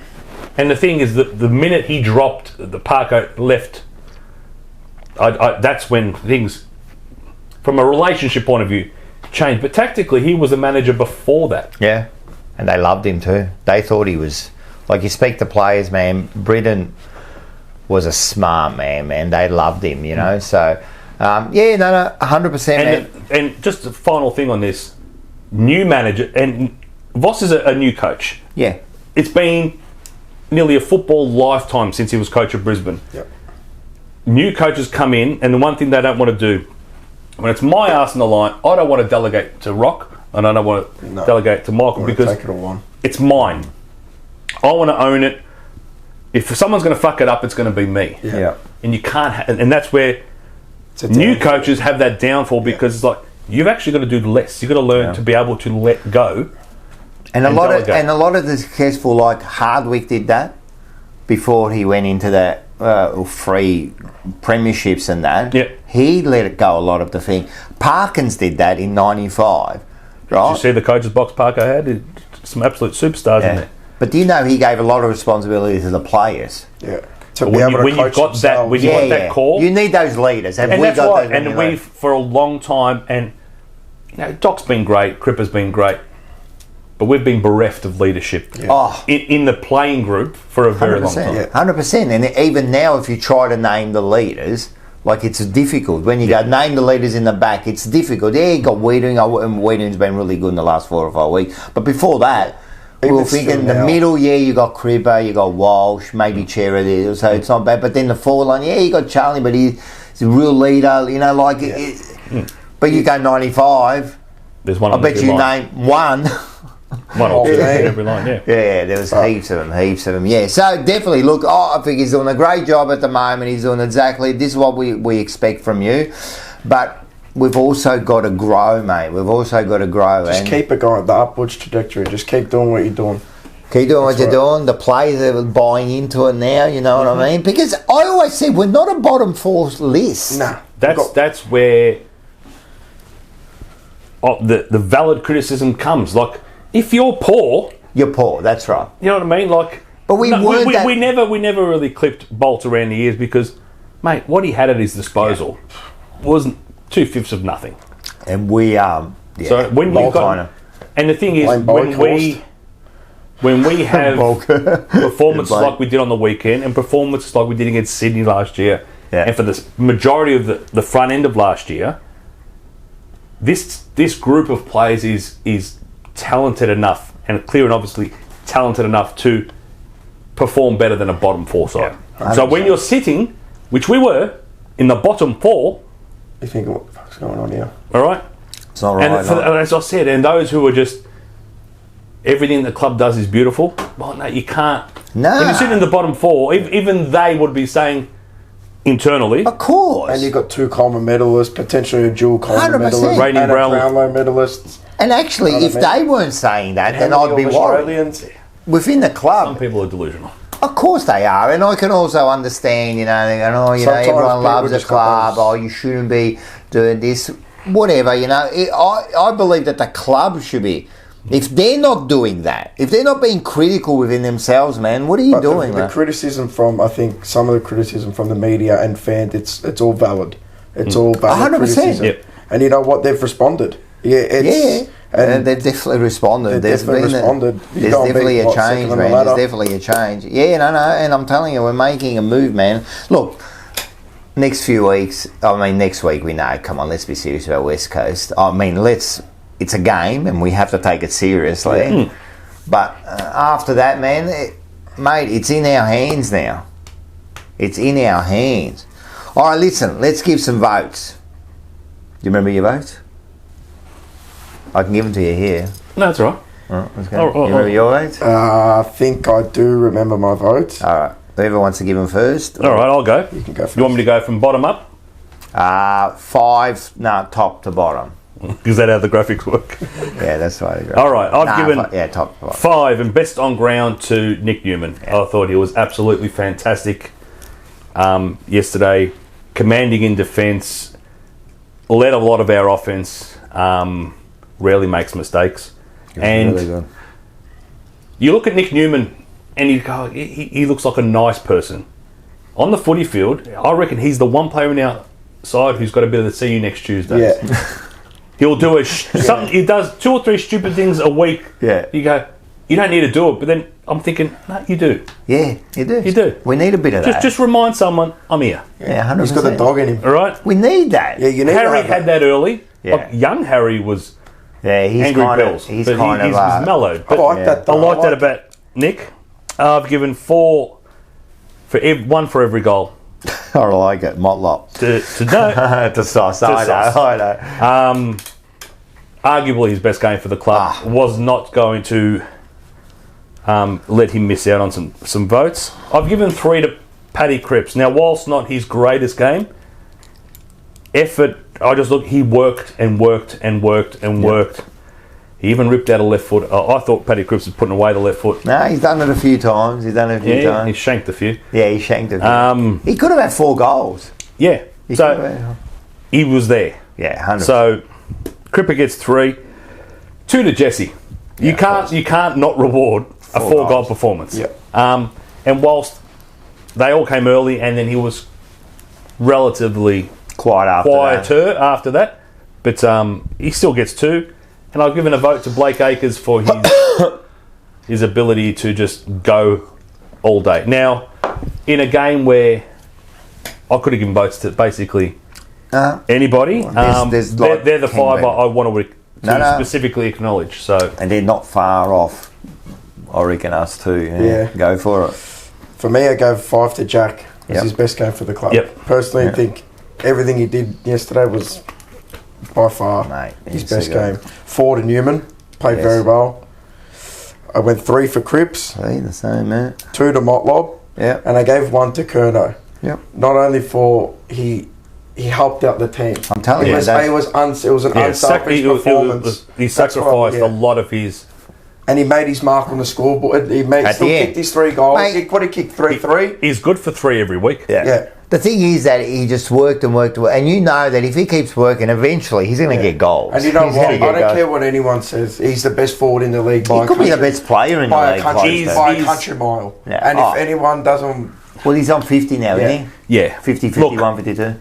On his day, Jeremy Cameron is an absolute freak. Yep. But I'd choose no one over him. Nah. So I'll take because he also gives you that. Yeah. Special. That's special. Like you love it when he goes to the ball, man. The whole arena. There's one thing that pisses me off in his game. It's that wheel on the side kick, and you know how sometimes that kick it really grinds my gears. I think he's got a lot better at it this year, where he hasn't rushed. He's it kicking so much. 50 comfortably, kicking 50 off no steps. People go off one step. No, he gets it and no steps, and he's like, if he took a mark about 55 out, and I think he hit someone, or he put it to the top of the square or something, effortless. And I thought, you went back and actually got some momentum. Yeah, you've got this covered easily. Yeah. No, he's a fucking star. He's a freak of an athlete, mate. Yeah. All right, I gave 5 to Sauce. I thought he was pivotal. Yep. I gave 4 to Motlop. Because when the game needed to be won, he kicked the 4 goals, and he done, man. And then after that, you can relax. So anyway, 3 to Cribs again, captain's effort, man. Newman got the 2, and I gave 1 to Fogarty. Yeah, and there you go. Yeah, I could have given 1 to Ken. Could have gone anywhere. You know, could have gone anywhere. Weeders did a good job. Like a lot of them did a good job. You cannot say that he wasn't hampered early in the season. Yeah, emotionally hampered. 100%. Because we know that this guy. His last 4 weeks isn't he's come good. No, that's just normal. That's normal. That's normal weathering. He is and he should be a lock for all Australian every year. Well, what was everyone was comparing him and Moore, and you know what I mean? Who's the best defender? This and that, and it just completely dropped off. And then in the space of 4 weeks. Listen, I think even Ramo said it last week. He goes, man, if you lose $500, you're not going to sleep for a week, right? If you get scammed for $500, right? Yeah. Imagine you lose whatever it was, hundreds of thousands of dollars, man. If you're telling me that didn't affect him, because what would happen is, like, forget about the game, like it affects your training.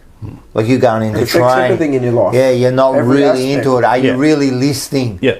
Are you really listening to the coach? You know, and you're listening to your mates. So that's what happens. So anyway, here is the leaderboard. So as you can see, Chera's going to take it 127. Walsh, even though he didn't get any votes, but mate, I don't know how many possessions he had. I was thinking of giving him. He he's one of those players, and Crip is the same, where there's a level of expectation. Yeah, and that's right. When you meet it, it's like okay, but there's not. You got to go above it to get votes. Yeah, so and that's hard. Yeah, and Curnow again there. Cripps is slowly creeping to 4th, and Harry. Well, we didn't speak about Harry. Harry might be, I've heard, for about 4 to 6 weeks. Could really? What was it? What was the injury? I haven't seen. So anything. It's not ACL. I saw it today, but it could be just I don't know. It's similar to Kennedy. Huh? Could be similar to Kennedy. Yeah. I don't know yet. Obviously, this is going out on a Tuesday, but So we'll know more. But as I said, the early reports are that, so there's no real structural damage. No, that's good. You don't walk off the ground like he did. And that's what he thought. So, I'm going to light a candle for him.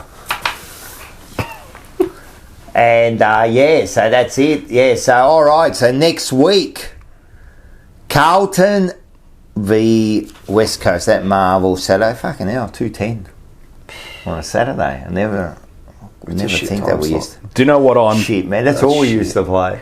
It's the best time slot. Really? Still, Saturday 2:10, yeah.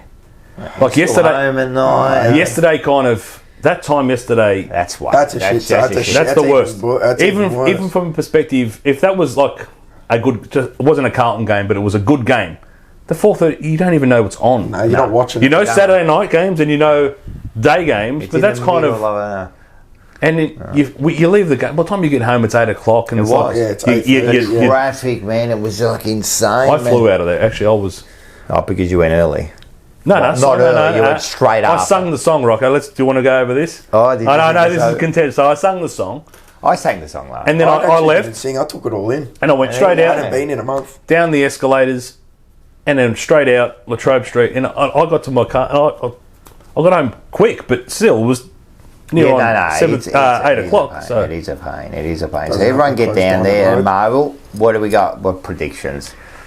Look, predictions. I think that's a foregone conclusion. We'll win. I want us to have a 4-quarter effort. Performance above. If we focus on performance, the result will be comfortable. 100%. If we focus on trying to get a comfortable result, our performance might struggle. So let's not go in. Let's not worry about percentage and boosting and all this other crap and how many can Charlie kick. Gets the 4 points. Play good football because we need to have consistent run of form.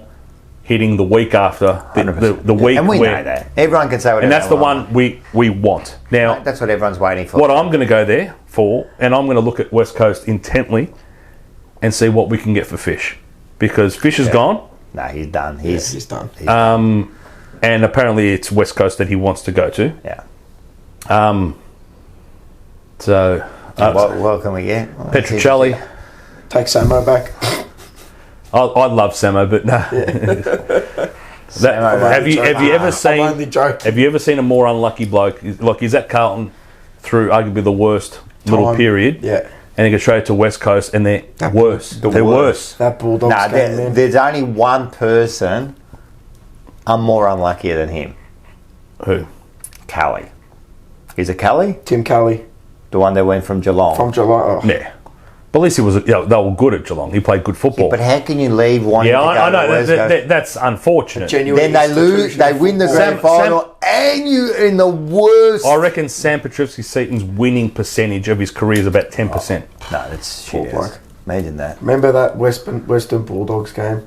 That's a made-up stat, but I reckon it's somewhere around. Oh yeah, he got like 37. He was playing. He tore that game apart, and that's when we're going. That's it. We got him, but. I reckon they did him a bit of a disservice the way they were playing him and that, It was like a Michael Schumacher in the wet. Anyway, listen, so that'd be good. Like, of course, we're all going to say West Coast. You'd be silly not to, and again, what are you going to say? 10 goals, 12 goals, 8 goals? I don't think it matters. What really matters is I want to keep seeing we're doing exactly what we were doing this week and what we're going to be doing next week. Keep hitting those targets. Keep doing the same thing, and don't go into it like being too much of a smart ass thing. It's West Coast and that. It's still an opponent. It's still. You don't want to see that thing where that's right. You pull back 5%. Yeah. You know when you hit a contest and you go a little bit. You get hurt. You go into not get hurt. You'll end up getting hurt. At the end of the day, they've still got premiership players in that side. They've still got some good players in that side, but But it's not even that. Like, I believe that we're not good enough to decide when not to go in. No, we're not even. You go in every fucking time. If we're off by 10%, they'll pounce. It's look what they did to St Kilda. Yeah, and this is the thing. And then all of a sudden you find yourself in this. And you don't want to be the team that loses to West Coast. No. And I'm not worried about it, and I'm sure the application will. The same application. I don't want to see that score when I'm at the main stage of tomorrow. Then, and I want to see West Coast have won the game because you know where their phone's going in half. I'll snap it in half. What if I give you? We lose to West Coast but beat Collingwood. Do you take it? Yeah. Rock nearly snatched my hand off.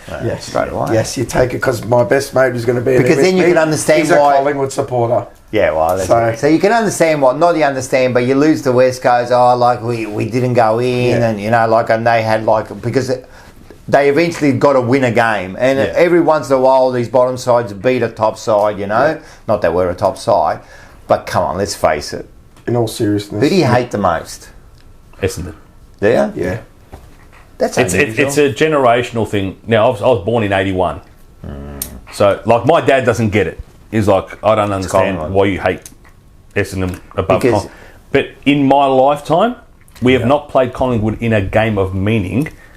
But obviously, early '80s. But obviously, I'm a baby. The last time we played in a final with Collingwood? '88.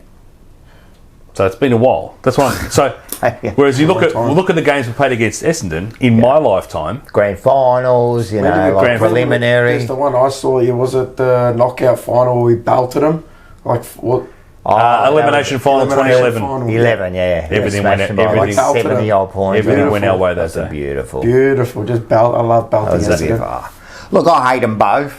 Yeah, but it's Collingwood flat out. Yeah. I wouldn't say I've got a soft spot for Collingwood, but obviously given the family arrangements, no, I don't care. I can't stand them. I don't care. I'm a little bit more. No, I can't do it. Accepting. Like my son-in-law is a Collingwood, and half his family are Collingwood. Like I wish pain and misery for him. See, my wife. It's not my fault you buried for that shit side, man. I'm telling you, man, you're a disgrace. For me, I hate Essendon more than. Look, see, and it is. And the younger people say, but not my son. He hates Collingwood? My son and daughter, but they grew up with me. My best mate's Collingwood, and even he said to me, he's like, I hate you blokes, but I can't stand Essendon. Yeah, and a lot of the young people say that. Saying that. But I do. I hate those pricks Collingwood. They're grubs. Nah, they're dogs. My wife's a Collingwood supporter, and unfortunately, and she follow footy, or does she? No. So that doesn't matter. That doesn't count. But my youngest has to Collingwood. The allegiance. Yeah, Alexander. My youngest is a Collingwood supporter. Oh no. So look. So do you because you got two sons, huh? Yes. Do you like the other son more? Because he's a Carlton supporter. Yeah. No. Yeah, I know. You're lying there. Sorry, mate. It's unfortunate. But if you got to know my kids and you saw their personalities, and I just said to you, look at them for 10 minutes. You don't understand. And go, which one's the Collingwood supporter? I guarantee you don't get it wrong. You don't get it wrong. He's just. They're a special breed of people, man. And unfortunately, if you follow Collingwood, you end up going down that line. He's at that stage now. The rabbit hole. He's going to lose his baby teeth in the next year or two. So he's going to look the part. He's going to look the part. But the older one, I've never really put time and effort into him and say, oh yeah, Carlton, this guy. It's just in the blood. Yeah, it's this kid who gets upset when we lose. He's just he's just got the blue running through the blood. So and you do real blue supporters, man. That's how they are, man. Like my kids too, my son and my daughter, man. They're just they cry. It's like my dad. My dad's a Carlton supporter, and his dad was a Geelong. Was a Geelong supporter. I would sometimes say to him, "Why don't you go for Geelong?" Don't know, but I couldn't. I could choose. I could have chosen whichever one, but it just runs down. No, that's it. All right, that's good. All right, so we're winning. All right, beautiful. Hey, did anyone see the reserves results?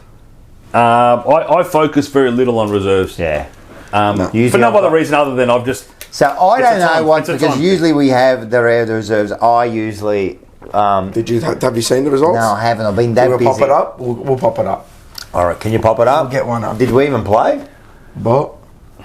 See if it's up there before I put up the graphic. Here we go. Where's the VFL on this app? Is it on the app? Is it on? I think it is. Should be on the app. The VFL. Hey, listen, mate. We're professional here. No. We can't get it. All right, we move on. I'm sure we did well. I hope we won. What we're going to do is, in the meantime, you know who never... Schnitz. Who never misses out. It's Schnitz, mate. Schnitz.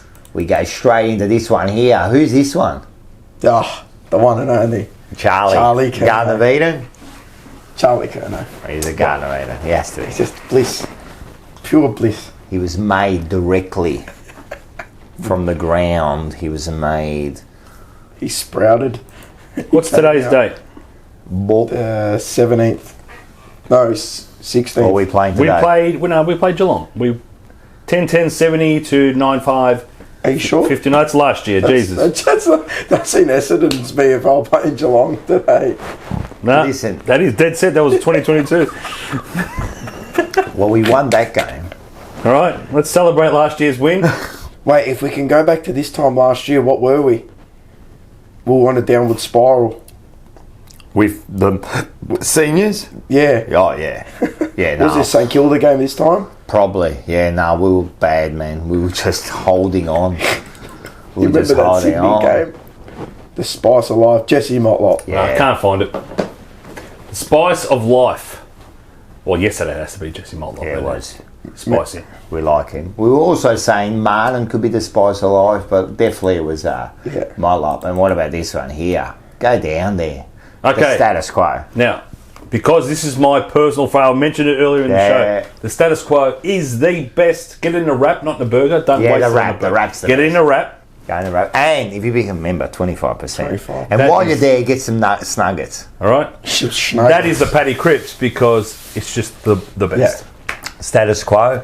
We were saying status quo is probably Walsh, just you get standard every day, but It's a bloke and one of Brownlow. Such disrespect. Cripper. It's Cripper. That's Cripper. It's Cripper. status quo. Yeah, no. I You know, agree. my sister-in-law's called Sam Walsh.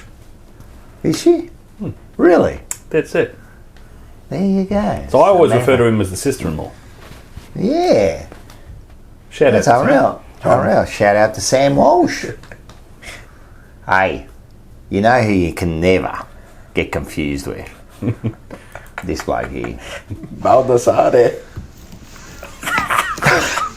Una, due, tre. 1, 2, 3. Stasera salame piacentino, ragazzi. Profumo internazionale.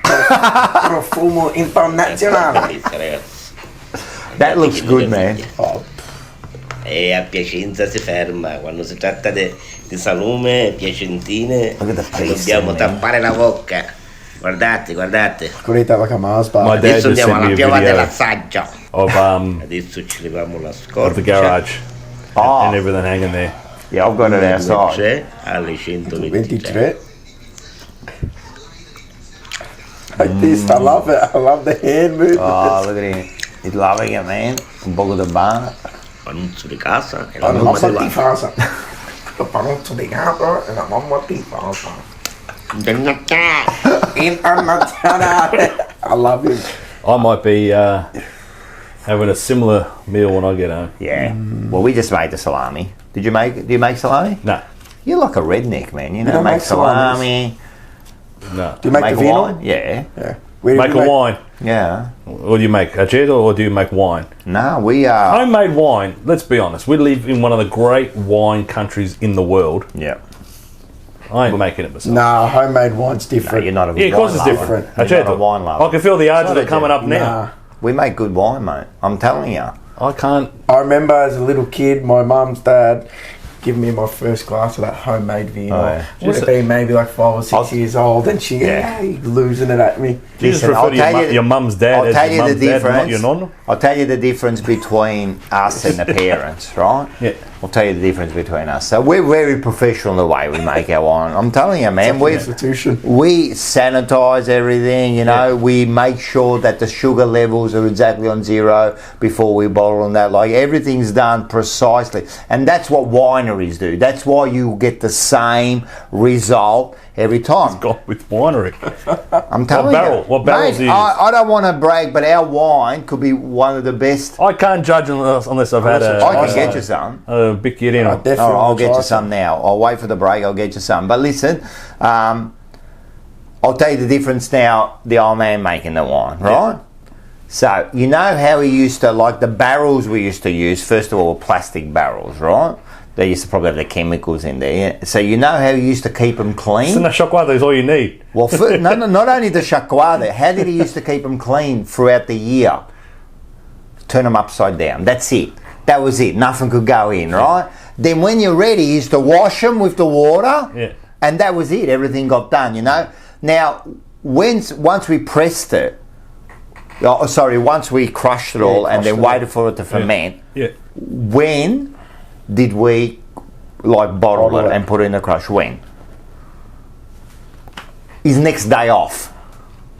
Right, that was it. My next day off is when we're going to do it, in 6 days, in 7 days, in 8 days, where we wait for the right amount. When it hits that zero, bang, we do it that day. So you go straight into the bottle, you don't put it in a barrel? No, we put it in the barrel and then bottle it after that. You have the little spout on the bottom of the barrel and you bottle it. My mum used to have it in the big barrel, and he'd go into the carport out the back and he'd pour it into the bottle and come back in. It happened a couple times a night. No, it was good. Just a McLaren Vale Shiraz will do. Oh, you like that? That's all we make, is Shiraz. Yeah. It's nice, I'm telling you. I'll be a judge. I'm going to give you some and then you'll be judging, all right? You'll be judging. You know who is the McLaren of the small forwards? Who? It's our player profile this week. Our player profile was the great Fraser Murphy. Do you remember him? I do remember him. The short. He wasn't a very tall man. Nah. Short. 160. Black curly hair. Fast.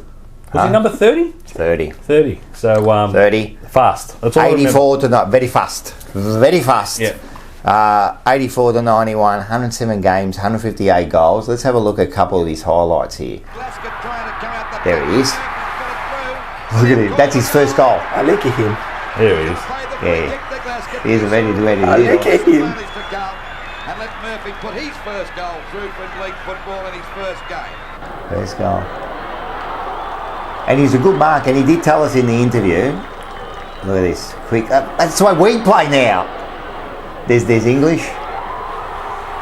Nice goal. What I do to witness. Look at this. Bit of bing, back and forth, over. Does it all stop? No. Oh, gave a bit of candy there. Did you like that? Bit of class. There was a car in the crowd. There was a car. There was a car in the crowd. Very quick with it. Yeah. Dougie Hawkins. Yeah, there's Dougie. Look at that. Look at the tackle. It doesn't stop. Continue. And this is the difference, man. Ducky gave him one. He's back. Shut up. Bang. Goal. Oh, pitbull. Love it. Peatley stand. Yep. The Winfield advertising on the... Yeah, I love the Winfield, man. Here he goes. Look at him. Let's pump those legs.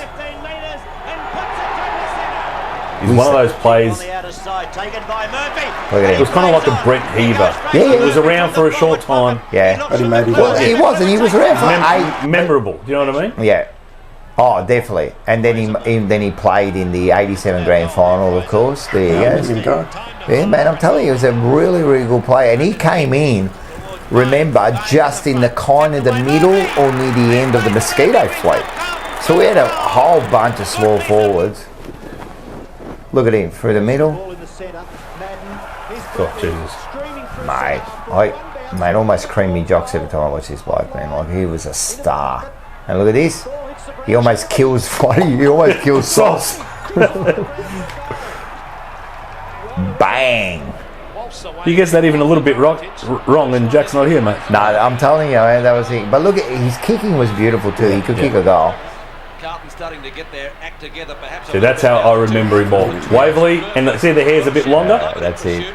Gets his kick in. Later on in the game. To the left of the screen, the TV almost faced the goal. Yeah, to the right, it was like you could barely see it. That's right. You're right too. That was a unique place, Waverley. Look, you're straight on. Look at that. That's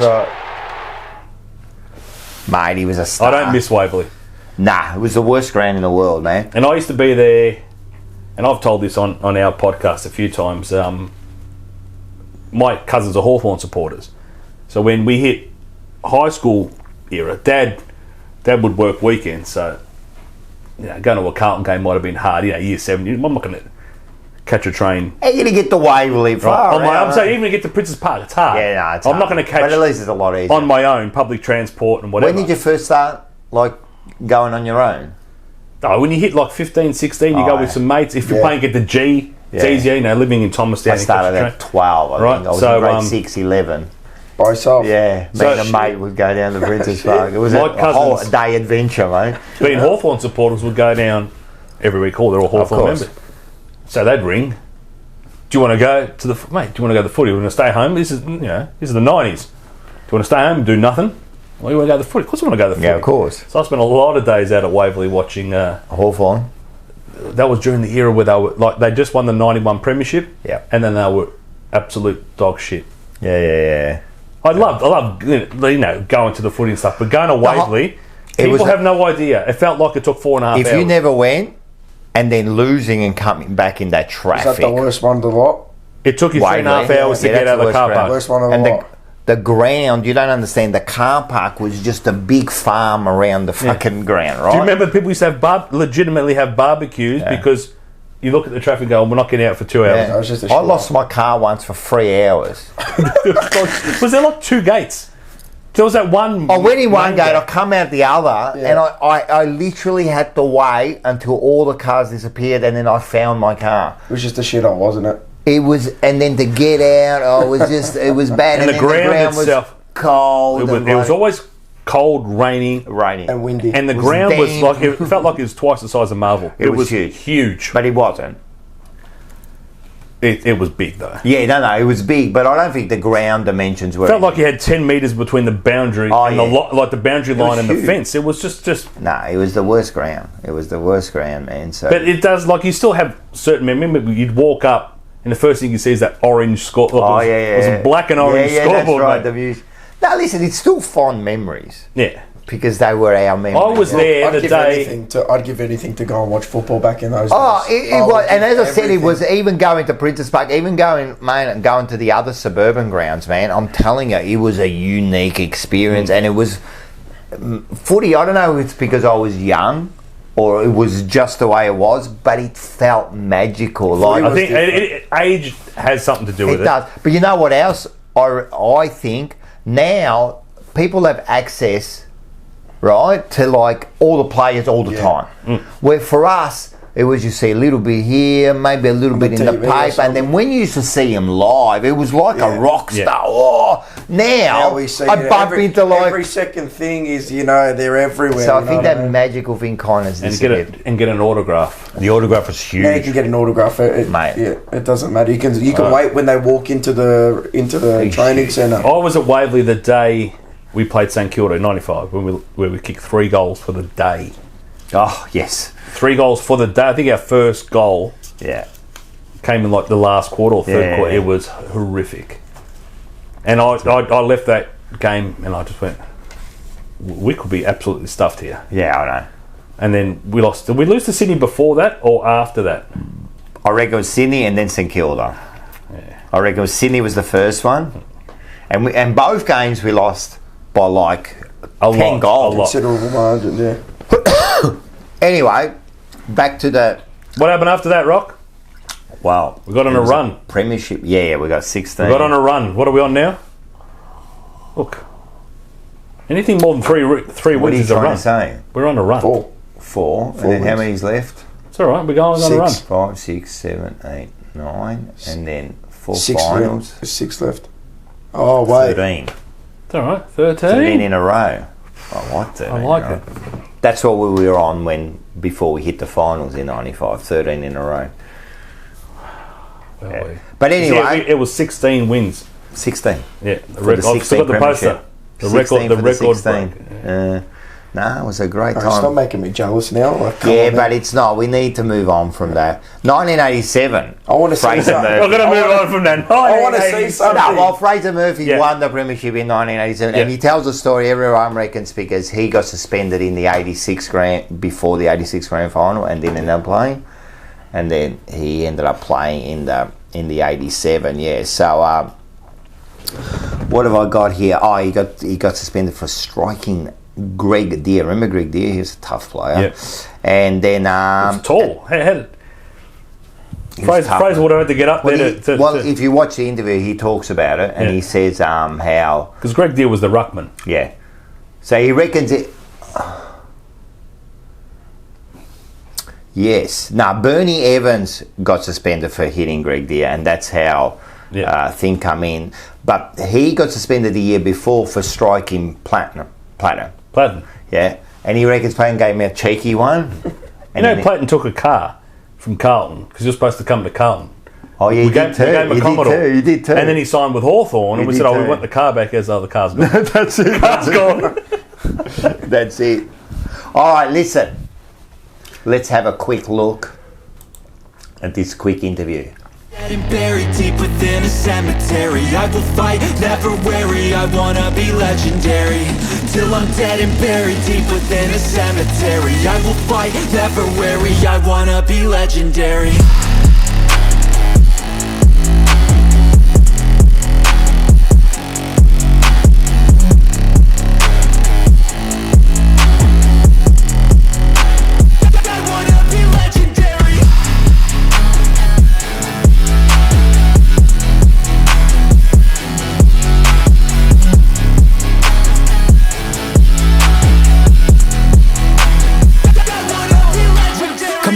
And here we have him, Fraser Murphy. How are you, mate? How's things? Smurf, as everyone used to call you. Yeah. Do they still call you Smurf? Only the Carlton people. Yeah, that's it. That's it. Your teammates used to call you that too, didn't they? Yes. I didn't like it at first. No, I didn't like the nickname. It was the little man, is basically. Yeah. And a few of the guys used to, when we go on plane trips and things like that, they'd get the people that give me colouring books and all this sort of That's a bit rough, isn't it? But that's footy. That That's was- footy that club. At the end of the day, That was mainly Harmsy, though. Yeah. I was at Harmsy, he probably Of would course, have. Harvey would do it. Yeah. Of course, Harvey He's would probably do it. just testing you to see, can you take a bit of Oh, he loved take it. a bit of shit. He knew because he knew I didn't take it well. Yeah.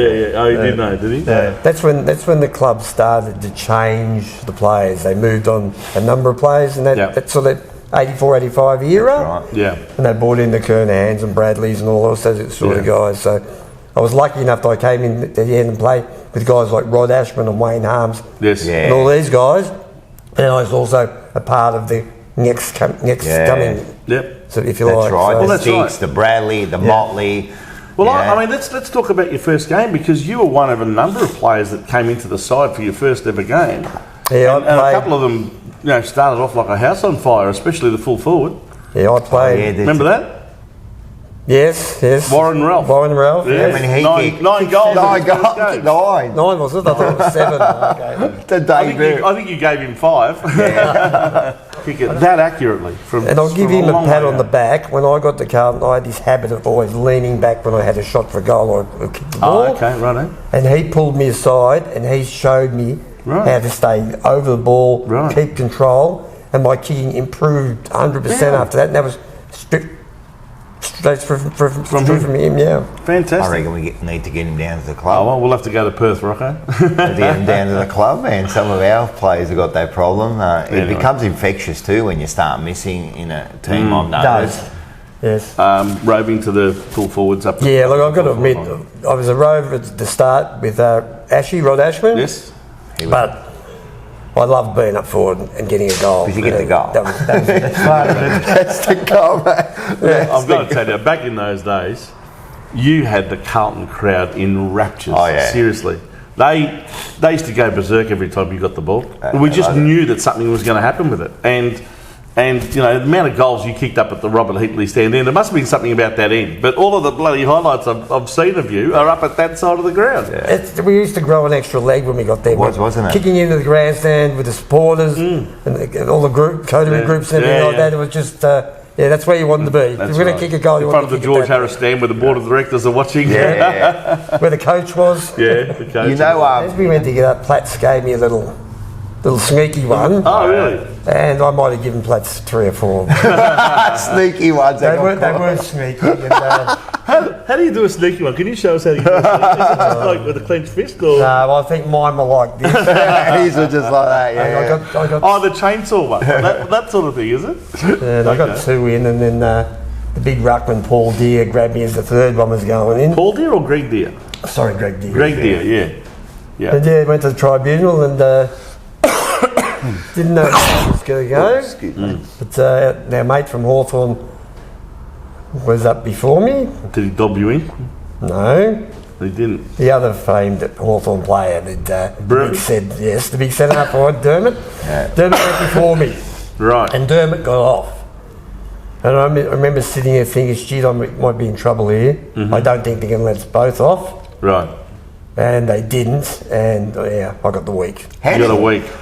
You think you deserve the week? Yeah. You do? I honestly do, yeah.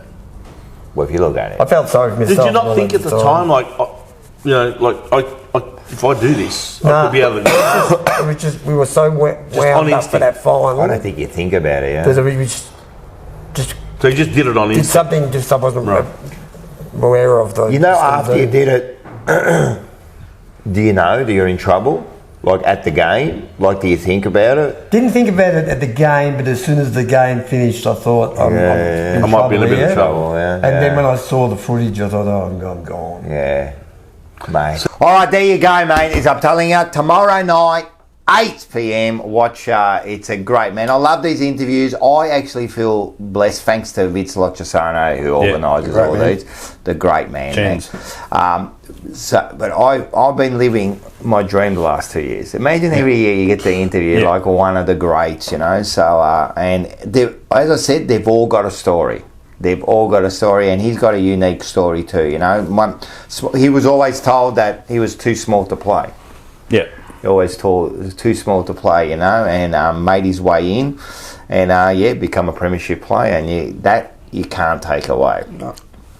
All right, let's do this one here. Everyone's favourite.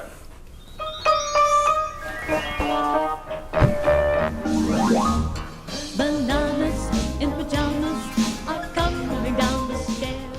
Bananas. Proudly sponsored by Marino Brothers. Do you know the spill?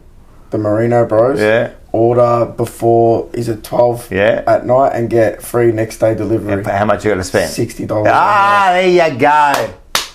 There you go. He watches. Mini Mars, he's got it. So do that, Marino Brothers. I'm telling you, they got everything. They're the best in the business. Everything. And you know what's in at the moment? Finocchio. Get on the Finocchio. You love Finocchio. Yeah. I'm telling you.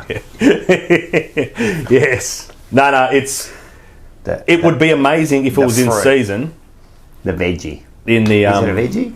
It's a vegetable. What do you mean? Is it a vegetable? What's a tomato? That's a fruit. That's why I asked. What's a banana? It's someone who's a bean. Is it? Yes. Because it's in a. I don't know, but it is. What's a fruit? It's not. It's a fruit. I'm telling you, you're a banana. Listen. I'm going to give it to these people here. I'm going to start off with, right? I can't do this anymore, right? Yeah. So I go into the game, right? And then the announcer there, the lady, I'm not giving it to her, even though sometimes she's annoying, but it's getting better since we're winning. It's a what lot happened to Pete Laser? Did he get the sack, Pete Laser? I'm telling you, we could do so much. Shit. So I'm going to give it, I'm going to keep going until this stops, right? And this is my banana of the week. Everyone have a look at this. Stop. Yeah, that was right in front of us. Stop. Wait, and this, I don't even mind if the girls are doing it here. They're like, all right, that's what you do, right? No, but that's what you do. You dance. I don't mind if the girls are doing What's he doing? He's supposed to represent us. Stop it. God. Stop dancing to the girly songs. I'm telling you, I am not going to stop until this stops. Right? Shit. It is una vergogna. When you got the email, which we all got, did you fill out the fan survey? I never got it. All right. So the fan membership survey came out, and it asked me about match day experience. What did you write? And I wrote, growing up, you know what the match day experience was? Winning. Yes. That's the only thing. You bring. I didn't care. Well, that's right. They could have those dances and the bongo cam and everything else they do. And even, look, God bless her, I've got nothing against her. No. Siren goes for the last quarter. Come on, Blue Baggers, let's go. Shut up. Oh, stop. Shut up. Don't start. You're down. Especially when you're down like 10 goals. Come on, Blue Bag. When you lose, none of that matters. No, who cares? I don't care. No. You could have the Harlem Globetrotters at half time. I don't give a shit. You know what pissed me off too? This heads on tails bullshit at the start of the game. The coin toss. It's all. Look, that's it's all for the sponsors. Look, what I don't mind outside the ground, things for the little kids and stuff. Yeah, I brought Harvey do the handball. The bobbleheads. He got to do a handball competition with Mitch McGovern. Ah. And I said, Mitch, do you mind taking a photo with Harvey? He goes like, yeah. So he's taking a photo. My dad, completely unaware, he goes, who's that? And I said, that's Mitch McGovern. Oh, you shit. He's like from your way. I love the brutal honesty, man. It's fantastic. He's always injured. Nah, I agree, man. And listen, what happened to the old hovercraft, mate? I'm telling you. I want it back. That was the best. That was the best, mate. During the times when we get pumped by GWS. Instead of that, seriously, like, what's that rubbish? Do you know what you want to do, especially when it's a good game? Siren goes, okay, you can stretch your legs and whatever, but if you're sitting at your seat, I want to talk to you. Chat to the people around What do you think? Yeah. Because nothing worse than you have a little chat during the game, and you hear but most of the time you're focusing.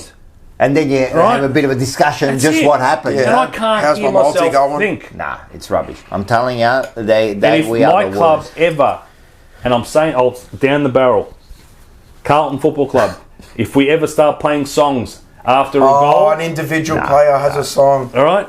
No, I can't do it. Every time Charlie Cameron kicks a goal, we hear a song. All right? That's basketball.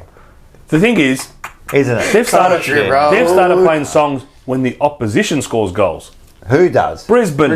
Do they? Yeah. It's embarrassing. Doesn't someone have a who's got the Frozen? That's Joe Danaher. But I'm going to say something. I think this show has an influence. That's why I'm going to stick to this.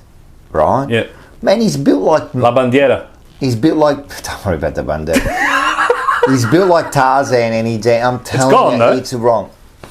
So I did see it again, but yeah, I think you're right. I think you're right. There's a lot of God, and you know what I think about that. But anyway, but a few weeks ago, I gave these people a banana, and I just want to say sometimes you can change. So everyone have a look at this photo, and it's the Rebel Sport. They have the little kids kicking. Yeah. All right. Now, a few weeks ago, if you get it into the bucket, you get like $1,000, and the bucket was you couldn't even fit a ball in there. You need to be Adrian McAdam, and I gave kicking it into the bins. Right.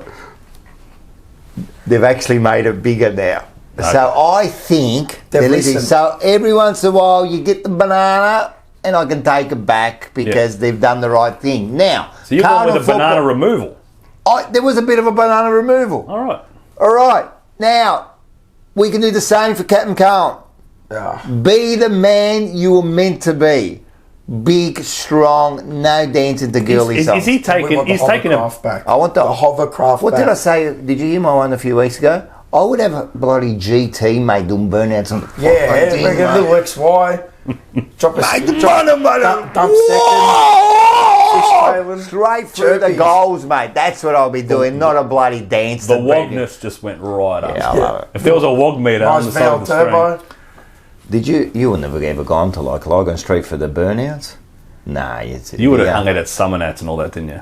Nah, Summer Nats, but we used to have the Summer Nats I was at Lygon Street. Sickos driving the bonnet off. It was the best. We went to Lygon Street just before the World Cup final in '94. Oh, nice. And it was like Calder Park. It's the best. It was the best. And that's another thing this generation missed. Lygon Street now is not what it was when we grew up. The Lygon Street Festa was bigger than Moomba. Nah, now it's how shit is it? It's so. I haven't been for years. It's that Paul. We used to have it. You watch, and then the climb the greasy pole. Oh, that was the best, mate. The climb of the greasy pole, mate, with the wogs, full on wogs, mate. Used to go up there. No, it's good, man. No. Look, a lot of things have changed. For me, I know where you're going to go with. So I'll go for a different one. If you wear a different colour a different team's jersey, especially a Collingwood jersey. So usually we do have banana of the game. I usually got photos. I didn't take them, but I didn't take them. Usually I take videos and put them on my private story on Snapchat, like a. So who'd you see? I saw a Richmond Collingwood supporter, right in a couple of them in there with their jerseys on. If you wear a different team's jersey or colours to another game, you're a banana. You're a banana. You can't be doing that, and especially talking shit to support. Now with the Collingwood, even though they're a bunch of scum, right? I can almost understand, even though you should take off the top if you're going to go. So a lot of them came from the other game. Yeah, I don't care. I don't give a shit. But what about I saw a Richmond one. You deliberately put that on and came to the game. My mate that come with me, a Richmond supporter, he doesn't wear No, nothing. I never wear it. No, I don't even wear the jumper. What was irritating me is the fact that you're sitting in Carlton reserve seat members and you've got Port Adelaide supporters 2 rows behind me. Yeah. How do you get Yeah, that's right. What are you even People doing out? pay money to sit It should be like the Premier in that League. area to not have to hear. Now, mind you, some of our own supporters, some of them have a bit to be desired. No, It should be like the Premier League. If you were to wear a Tottenham Tottenham jersey in an Arsenal bay, you'd be killed. I don't think you'd be alive. I agree. Nah, listen, I don't even wear the top. I don't wear a jersey. No, I wear a jersey if we're at the G. I wear it underneath as like kind of like. But is it shown? No. My dad's like, why don't you wear? Oh, sorry, Malidilana. How do you say that? Like a woolen jumper. But it's more like an under type of thing. It's the old wog version of like skins. Yeah, right? that's right. The skins. That's right. All right. It's and I'm like, no, I'm not gonna, because to me that's itchy. Yeah. So I wear like a sleeveless jumper underneath. Then I'll put warm t-shirt. As long as no one sees it. No, you can't. Rock, with my physique, you think I'm wearing? I think Harry and that they were talking about that on their Harry and Ben, yeah. They were talking. And they about gave it like an 18. I think anything past 16. What? Wearing I think so. Yeah. Oh, yeah. You some. Nah, 18. I give 18. Some people. Up to 18. Face paint. No. Face paint. Once you pass 10. If you're wearing face paint, it's over. It's over for What you. about if you're a grown man who dresses like a cat? I'm telling you, it's over. It's the guy from Geelong. What's his name? It's over, mate. I'm telling you. You think like half cat or something like that? Oh, the cat man. Yeah, the cat. Oh, yeah, he's a sicko. But yeah, if you wear another team's colours, you're a banana. All right. Now, this banana of the week is going to be basically the comments are going to light up. This is for Razor Ray Chamberlain. Oh, yeah, I agree. Who single-handedly tried to keep Port Adelaide in the game 100%. yesterday. It was some of the worst officiating. 100%. And we don't like talking about umpires, and haven't spoken about it. No, but they were bad. When it comes to the banana, Razor. If anyone disagrees with us, it was always him. It was. And a couple of times he wasn't even the officiating umpire. No, he wasn't the controlling umpire, and yet it's all about him. Involved. It's all about him. So Razor, you're a banana. And then he didn't give a few. One where was it McGovern got pushed in the back. Manya. All right, that's beautiful. I love banana of the week. That is superb. It's superb. What do we got here? All right, this is one of our real favourites. Ma di che cazzo stai a parlare? Ma di che cazzo stai a parlare a te? Che bello! Ma che cazzo sta a fare? Ma che cazzo sei? Ma che cazzo? Ma che cazzo ne so? Ma che cazzo sei? Ma che cazzo? Ma che cazzo ne so? Ma che cazzo! I love this. All right. I knew I'd struggle. As soon as you play the intro, I'm like, oh my God, I've taken a bite right then. The worst possible time.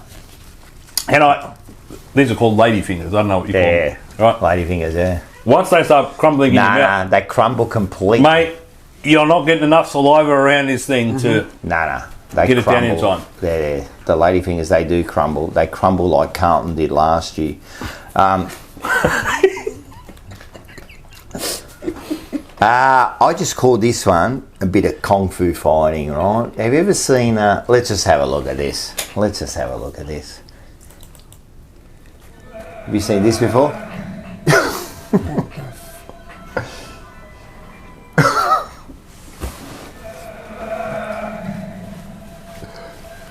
He draws the line.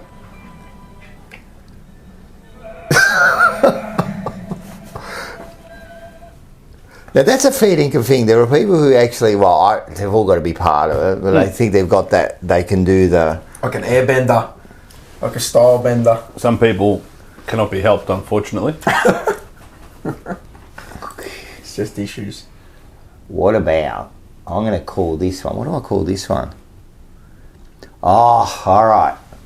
Listen, now you might think in your life, right, that things are bad, right? But just remember, it can't be as bad as long as you don't become a diver. All right. Let's have a look what a diver is. A diver in a Russian prison is a person from the lower caste who is assigned one of the nastiest roles. These prisoners are not even remotely considered human. They clean the air in the cell after an inmate emits fumes. When an authoritative inmate gets the urge to fart, he lazily utters, "The kid wants to fart." The diver, whatever he is doing, then runs and presses his face against the authority figure's buttocks and inhales all the gases released into himself. He then runs to the cell window and lets it all out. If after that there is still a bad smell in the cell, then the hapless prisoner is in for a serious beating.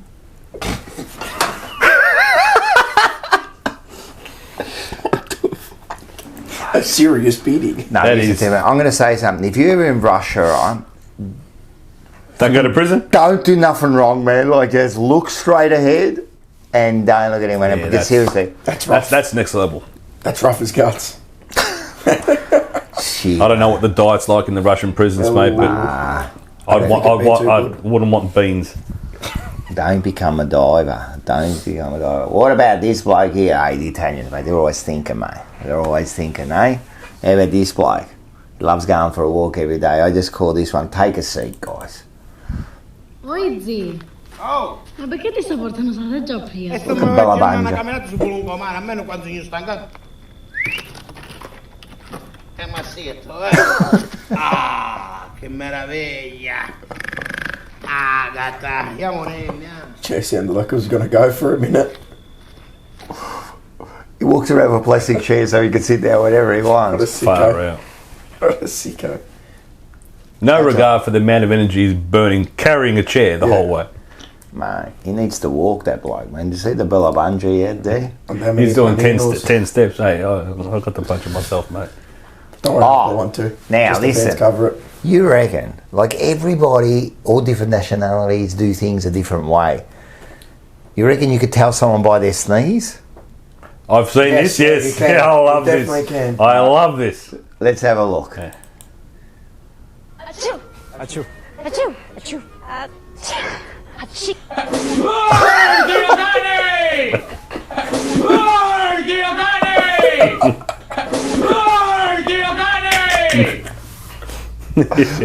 And I'm telling you, for everyone that's like Australian out there, I'm telling you, that's how I sneeze. That is as accurate as you can get. You sneeze, and then you get upset that you've sneezed. Yeah. And you curse God himself.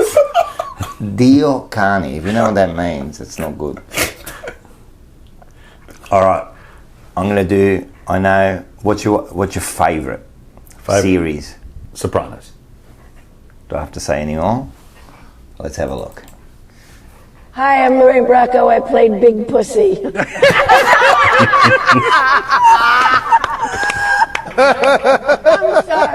I'm sorry. I'm Lorraine Bracco, and I played Dr. Melfi. Thank you very much. I'm Catherine Narducci, and I played Charmaine Bukow. John Ventimiglia, I played. He hasn't changed. No. Beautiful. Dominic Chianese, I played Corrado Soprano. He looks younger Vincent now than when Pasco, he did I when he played Sal played. up in Sierra. But you could call me Pussy. Pussy. Maureen Van Zandt, I played Gabriella Dante. I'm Tony Sirico, and I played Paulie Walnuts. You got that? Stevie Van Zandt, played Silvio Dante. Michael Imperioli, I played Christopher Moltisanti. Edie Falco, I played Carmela. Jamie Lynn Sigler, I played Meadow Soprano. I'm Robert Eiler, I played AJ Soprano. I love seeing them, you know, when they're older. You know, like those. Paulie. Well, Paulie's Tony's not around anymore. Tony's up there. Yeah. So, who was your favourite? Paulie's my favourite. I think Paulie's everyone's favourite, especially when you got to play off Chrissy when they're together. It was, you know, obviously we've spoken about it on our last episode, the episode in the woods, trying to get the Russian. That's the best, mate. But yesterday I was watching a few episodes, and it was the one where Tony's in the coma. And they tell Paulie, go in there and be positive. And he goes in and he just bitches and moans about what he does. And Tony goes into like cardiac arrest. He does too, that's right. I'm going to say something and it's going to hurt you. I haven't watched it. You've not watched The And I Sopranos. love all that sort of stuff, and I have not. I envy you in a yet. way because I wish I hadn't watched it so I could watch it now. And one of my mates, watch it, I got it all on my YouTube. Like, you know, I think I have to watch it. I think on the plane, I think I'm going to watch it. Oh, it's the best, man. It seriously is. Like, there's a couple of series that I love, like, of course, The Sopranos, and then I go into, like, Breaking Bad is one of my favourite. Have you watched Sons of Anarchy? No, I haven't seen Sons of Anarchy. Sons is good. Yeah, Sons is very good. I heard that. But how much time I got? And I just finished watching Better Call Saul, which was great. And now I'm watching Queen of the South. I like a little bit of cartel, Mexican drug lords. So I like Narcos. I watched Narcos the first season. That was... Oh, yeah. But Sopranos, to me, that's... Nah, Sopranos the ultimate. And I loved different, more of a comedy angle to it. I like 100%. Entourage. 100%. Yeah, more of a thing. I'm more of a like documentary guy. I think what people movie loved guy about it, myself. I think, and we've discussed this before, is it brought that human element, like that family, like you didn't really From the outside, you think, oh, mafia, and it's all mafia. It's not. It's family. Yeah, well, obviously, it's based in that world, but it's and the characters are so. And James, he's just the ultimate. Like I told this to Paul, or no, who did I say to last week or whatever? You know, when he started Sopranos, how old was he? I'd say it would have been late 30s. He was 37. Bloke looked like 65, man. I'm telling you, he was 37. You go back, watch the pilot episode, and he could tell his baby face. Yeah, because that was a year before that. Yeah. I want to think. So and he had a different accent. He did. He was a star, man. Loved it. All right, we're just going to finish off with a bit of controversy. This woke world, really, right? This is what we used to do, man. This is what when people go, oh, anyway. This is the way how we grew up. Watch this. From the beginning, if you were born a boy, you stay a boy. Girls are girls right from the start. If you were born a girl, you stay a girl and grow up to be a lady. Everybody's fancy, everybody's fine. Your body's fancy, and so is mine. Only girls can be the mommies. Only boys can be the daddies, yes. Is that age good?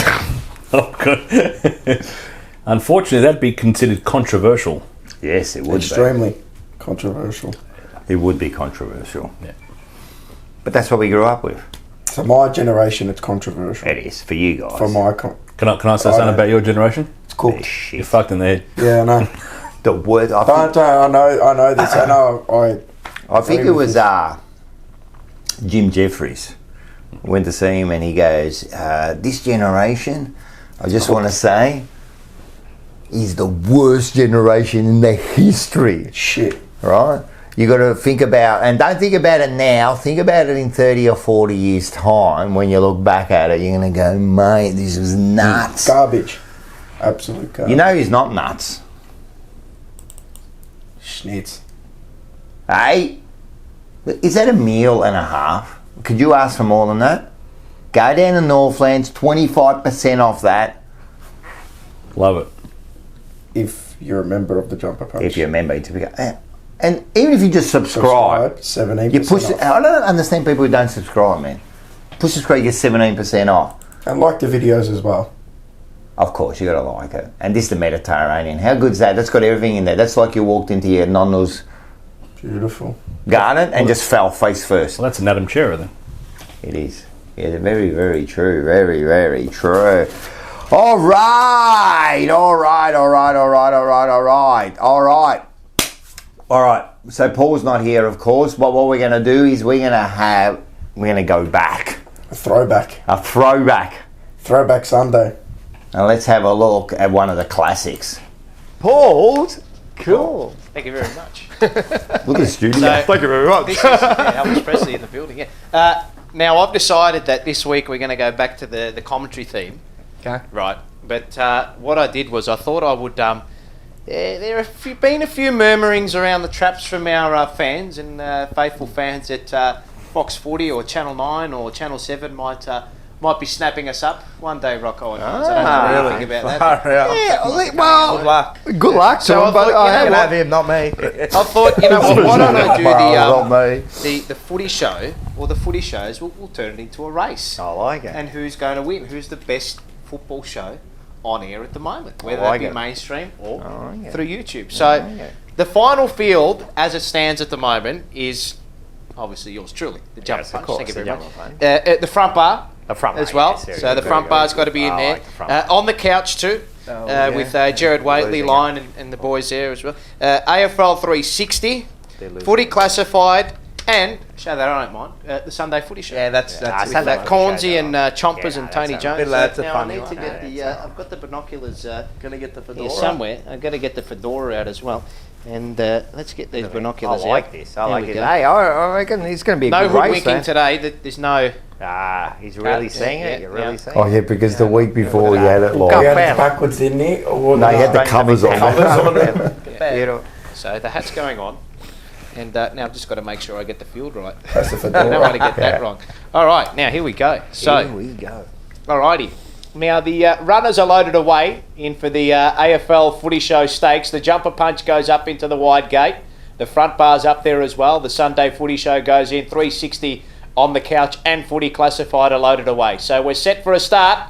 And we're off and racing. And the jumper punch is off to a bit of a slow start. The front bar's jumped away very quickly. The Sunday Footy Show jumping cleanly on the rails as well is going to be up there on the scene early too. Footy classified taking a lovely sit in behind the trio. Then came AFL 360 on the couch. And last of all was the jumper punch. They raced to the halfway mark and it's the front bar in front. The jumper punch whipping around the outside of the field and then came on the couch, buried away on the rails, AFL 360. Then came footy classified, followed by the Sunday Footy Show, who's been relegated to last. Dashing clear into the straight, now it's the front bar. He's opened up 3 to 4 lengths. The jumper punch, well, he's nowhere to be seen at the moment. Then came AFL 360 and on the couch, it's the front bar going to the front. It looks all over the winner. The jumper punch, it's not over yet. It's still at the front bar in front. The jumper punch, here he comes, flies at the front bar. Oh, not sure. The jumper punch is at a dive at the front bar and we'll have to wait for the photo. And the jumper punch has won it by a nose. It's a photo finish. But the judge has gone the way of the jumper punch from the front bar. Third was on the couch, then came 360 footy classified. And the Sunday Footy Show knocked up and finished last. Oh, that was sick, man. We come from behind, mate. We took them on. How good is that, man? It's good to throw back, man. I'm telling you, the bloke's a fucking... He's a star.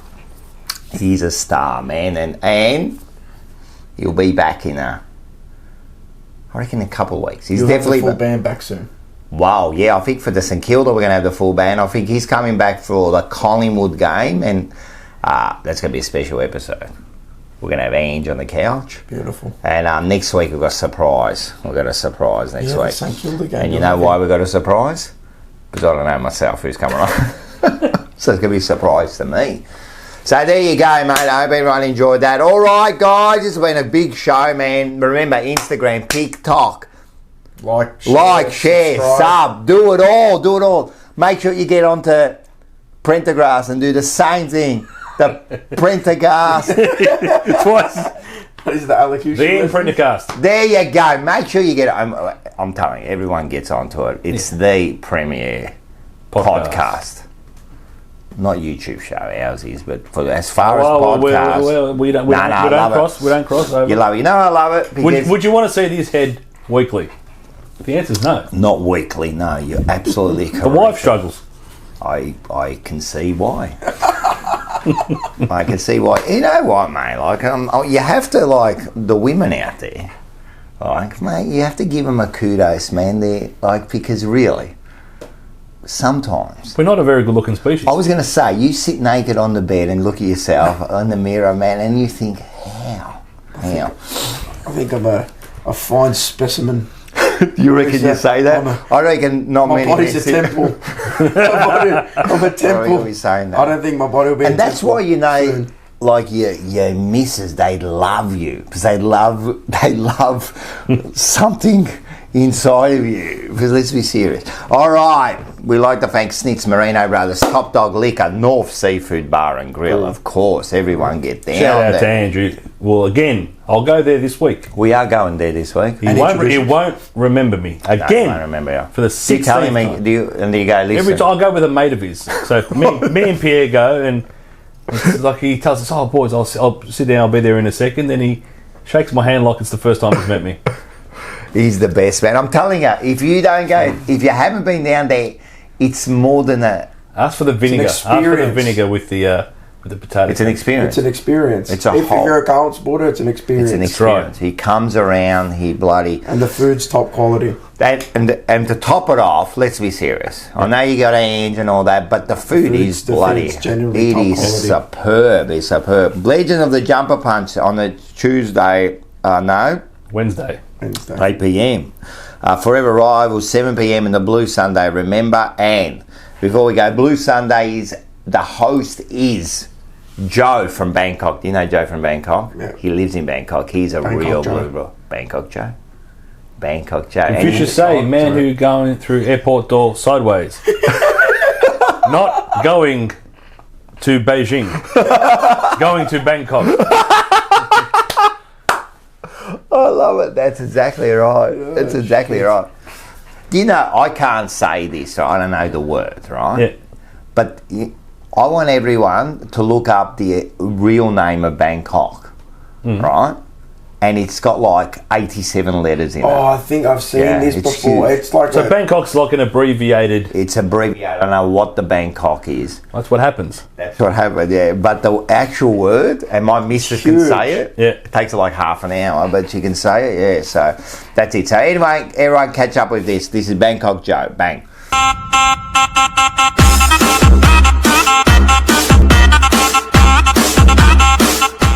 Hello Jumper Punch viewers, this is Bangkok Joe coming to you from the Asok intersection here in Bangkok. Hey, over the last 2 weeks we've been going through Chiang Mai with Chris. So in this week's instalment, the third and final, let's see what else there is to do in Chiang Mai. Favorite restaurant for local northern Thai food, it's called Tung Tam To. It's where all the Bangkok Thais go when they come up to Chiang Mai. You'll see the place is filled with Thai customers, huge place. You should order what I call the greatest hits of northern Thai food, where your table just fills up with stuff that you can only get up in northern Thailand. Try it all, but be warned, you'll probably be addicted to the green chili paste by the time the night's done. And then there's a little cafe that overlooks the reservoir. Great place to fill up with your morning coffee and a great way to start what's gonna be a super spiritual day for you. After the morning walk, you're gonna head up the most famous mountain in Chiang Mai, Doi Suthep, the one that you can see from the city. About halfway up, you got to stop at this little temple that not many people stop at. It's really a nice place, and it's got a little creek running through it. You're going to see a bunch of people meditating there. Then it's back in the vehicle and up to Doi Suthep, the most famous temple in all of Chiang Mai.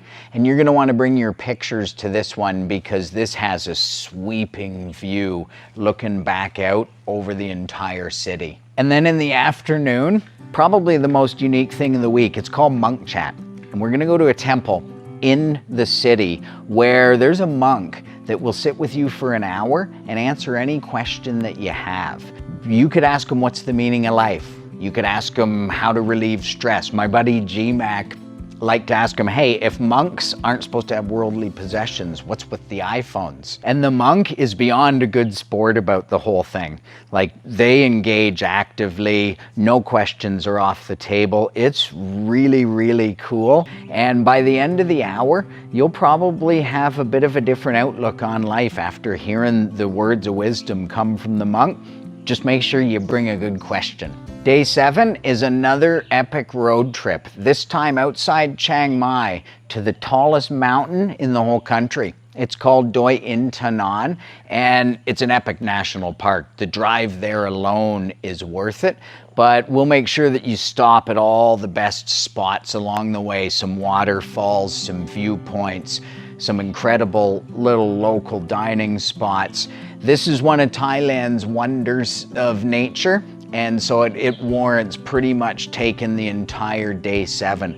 Then you get back into Chiang Mai for one final farewell party, where you're probably by now with a group of people that you've just had an amazing week with, forged some lifelong friendships. You reminisce because the next day, unfortunately, you gotta leave.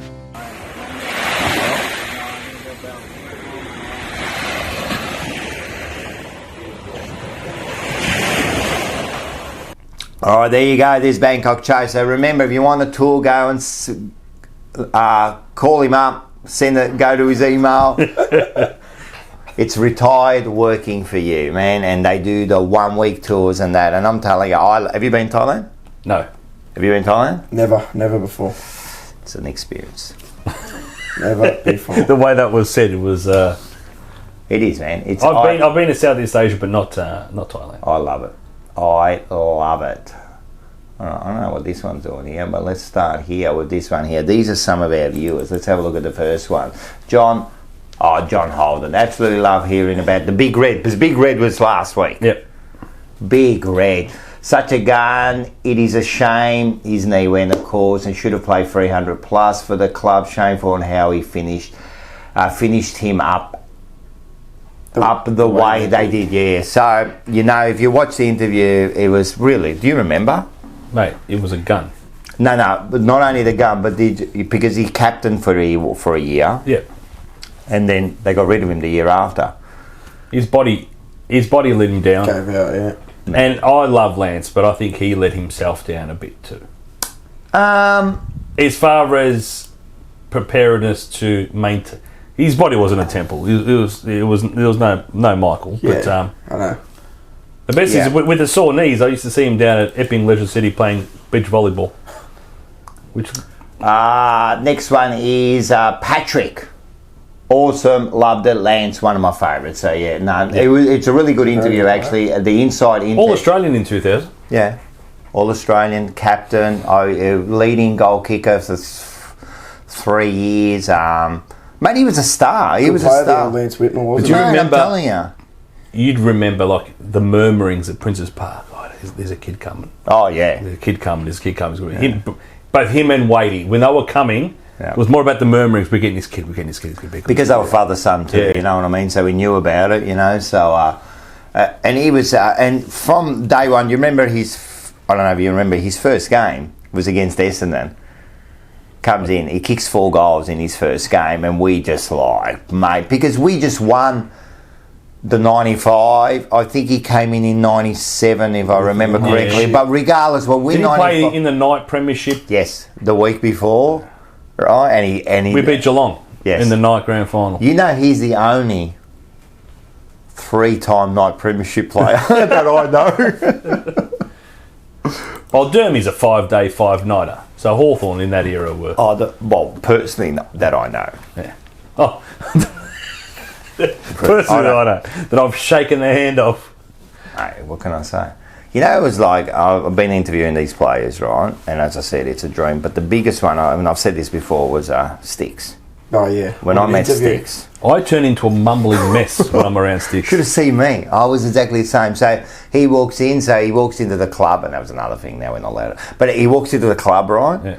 Yeah. And he comes in, and Mint says, oh, yeah, how are you, Sticks? Did he call him Stephen, I reckon? Called him Sticks. And he comes up to me, and he goes, how are you, Rocco? And I went, fuck, he knows my name. Like, I was freaking out. That's the bloke. We've said this on our podcast, and I'll put it out there for a different audience to hear.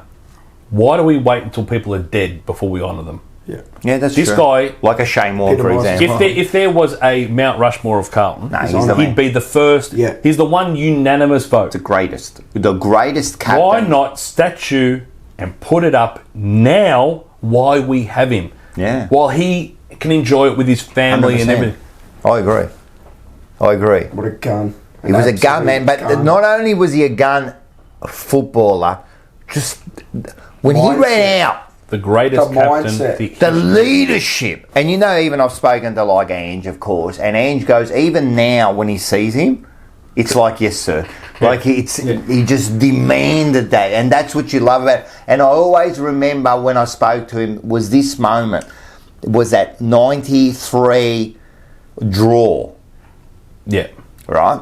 Do you remember it? Yep. Against Essendon? Yep.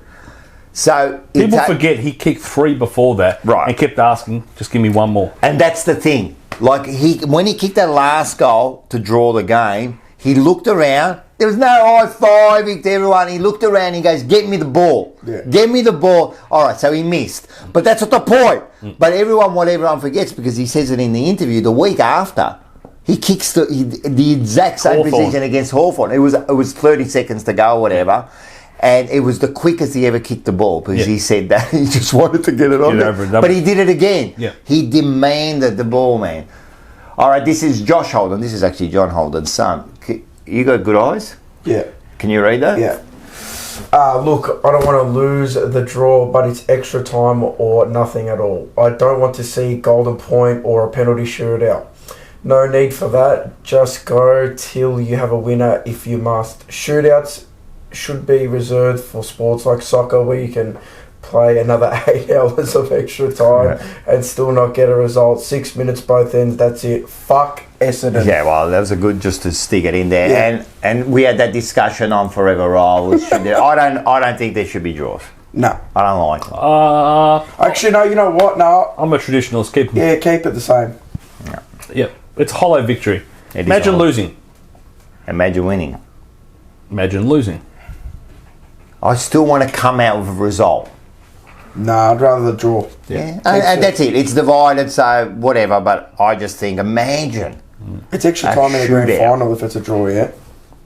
Yes, and that's the thing in finals and in grand finals now. No, in finals it is. Different and grand final. Now grand finals too. Yeah, 100% after the Collingwood, 100%.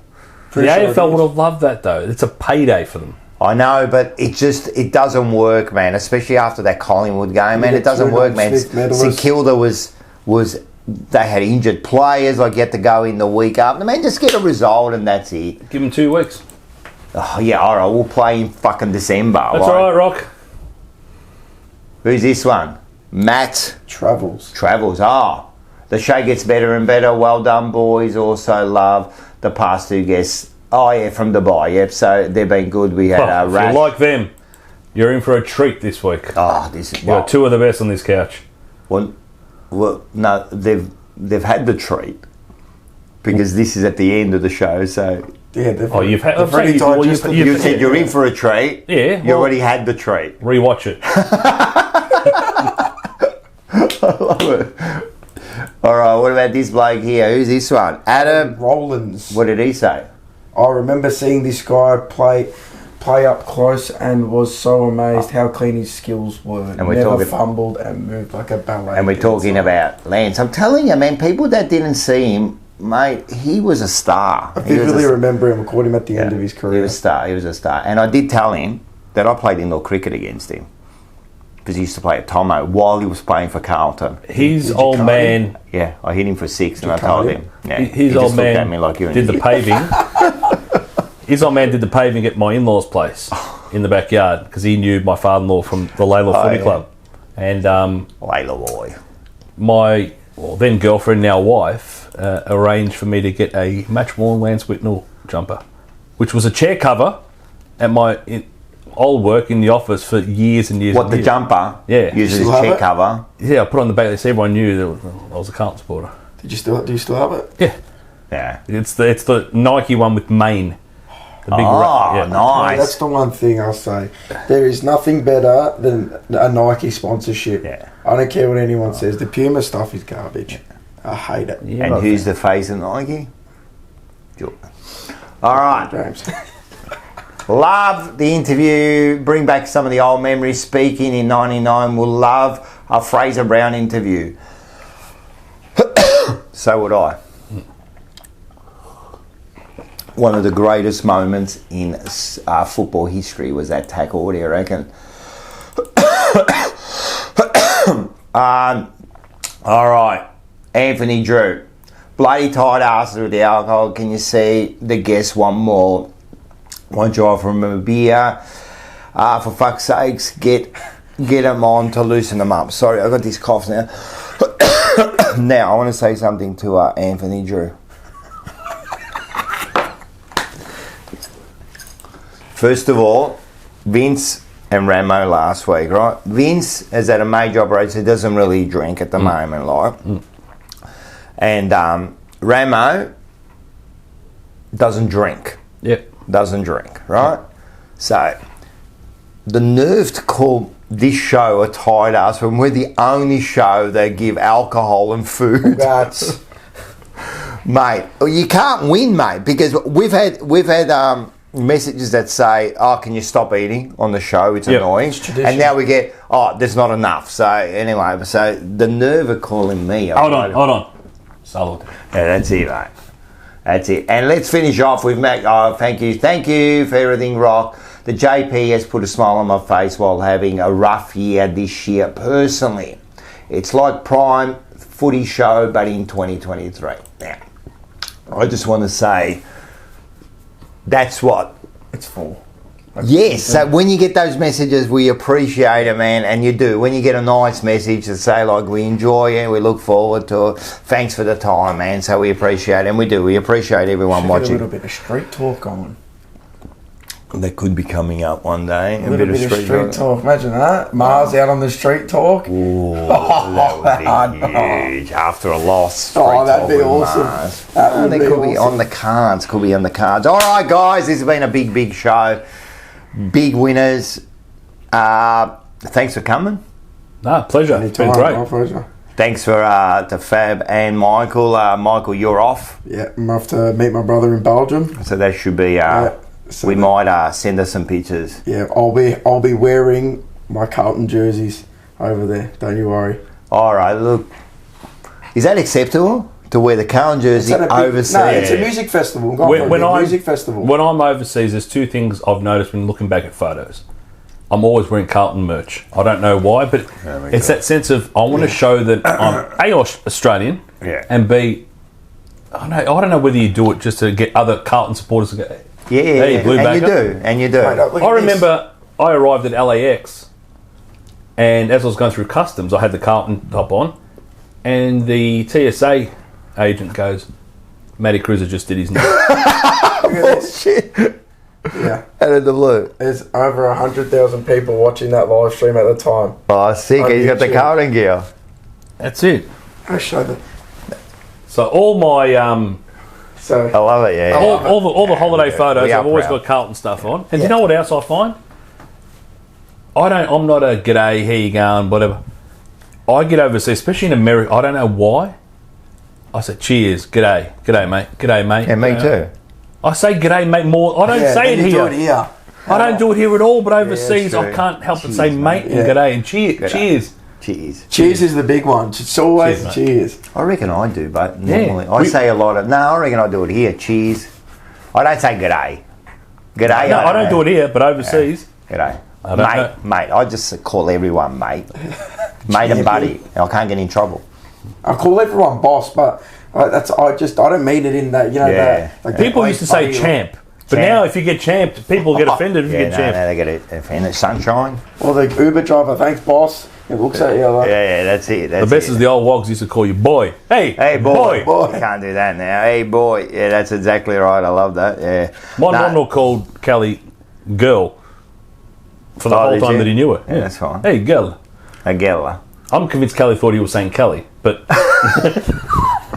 I was saying this story yesterday to a mate. I went to a party. I was saying this, and we were saying about the wogs and names, right? And he was saying that his son's name is... I can't remember, but he was saying the way he was saying it was really funny, And I go, you think that's bad, right? My father-in-law, when my son was born, Dylan, used to call him Stevie.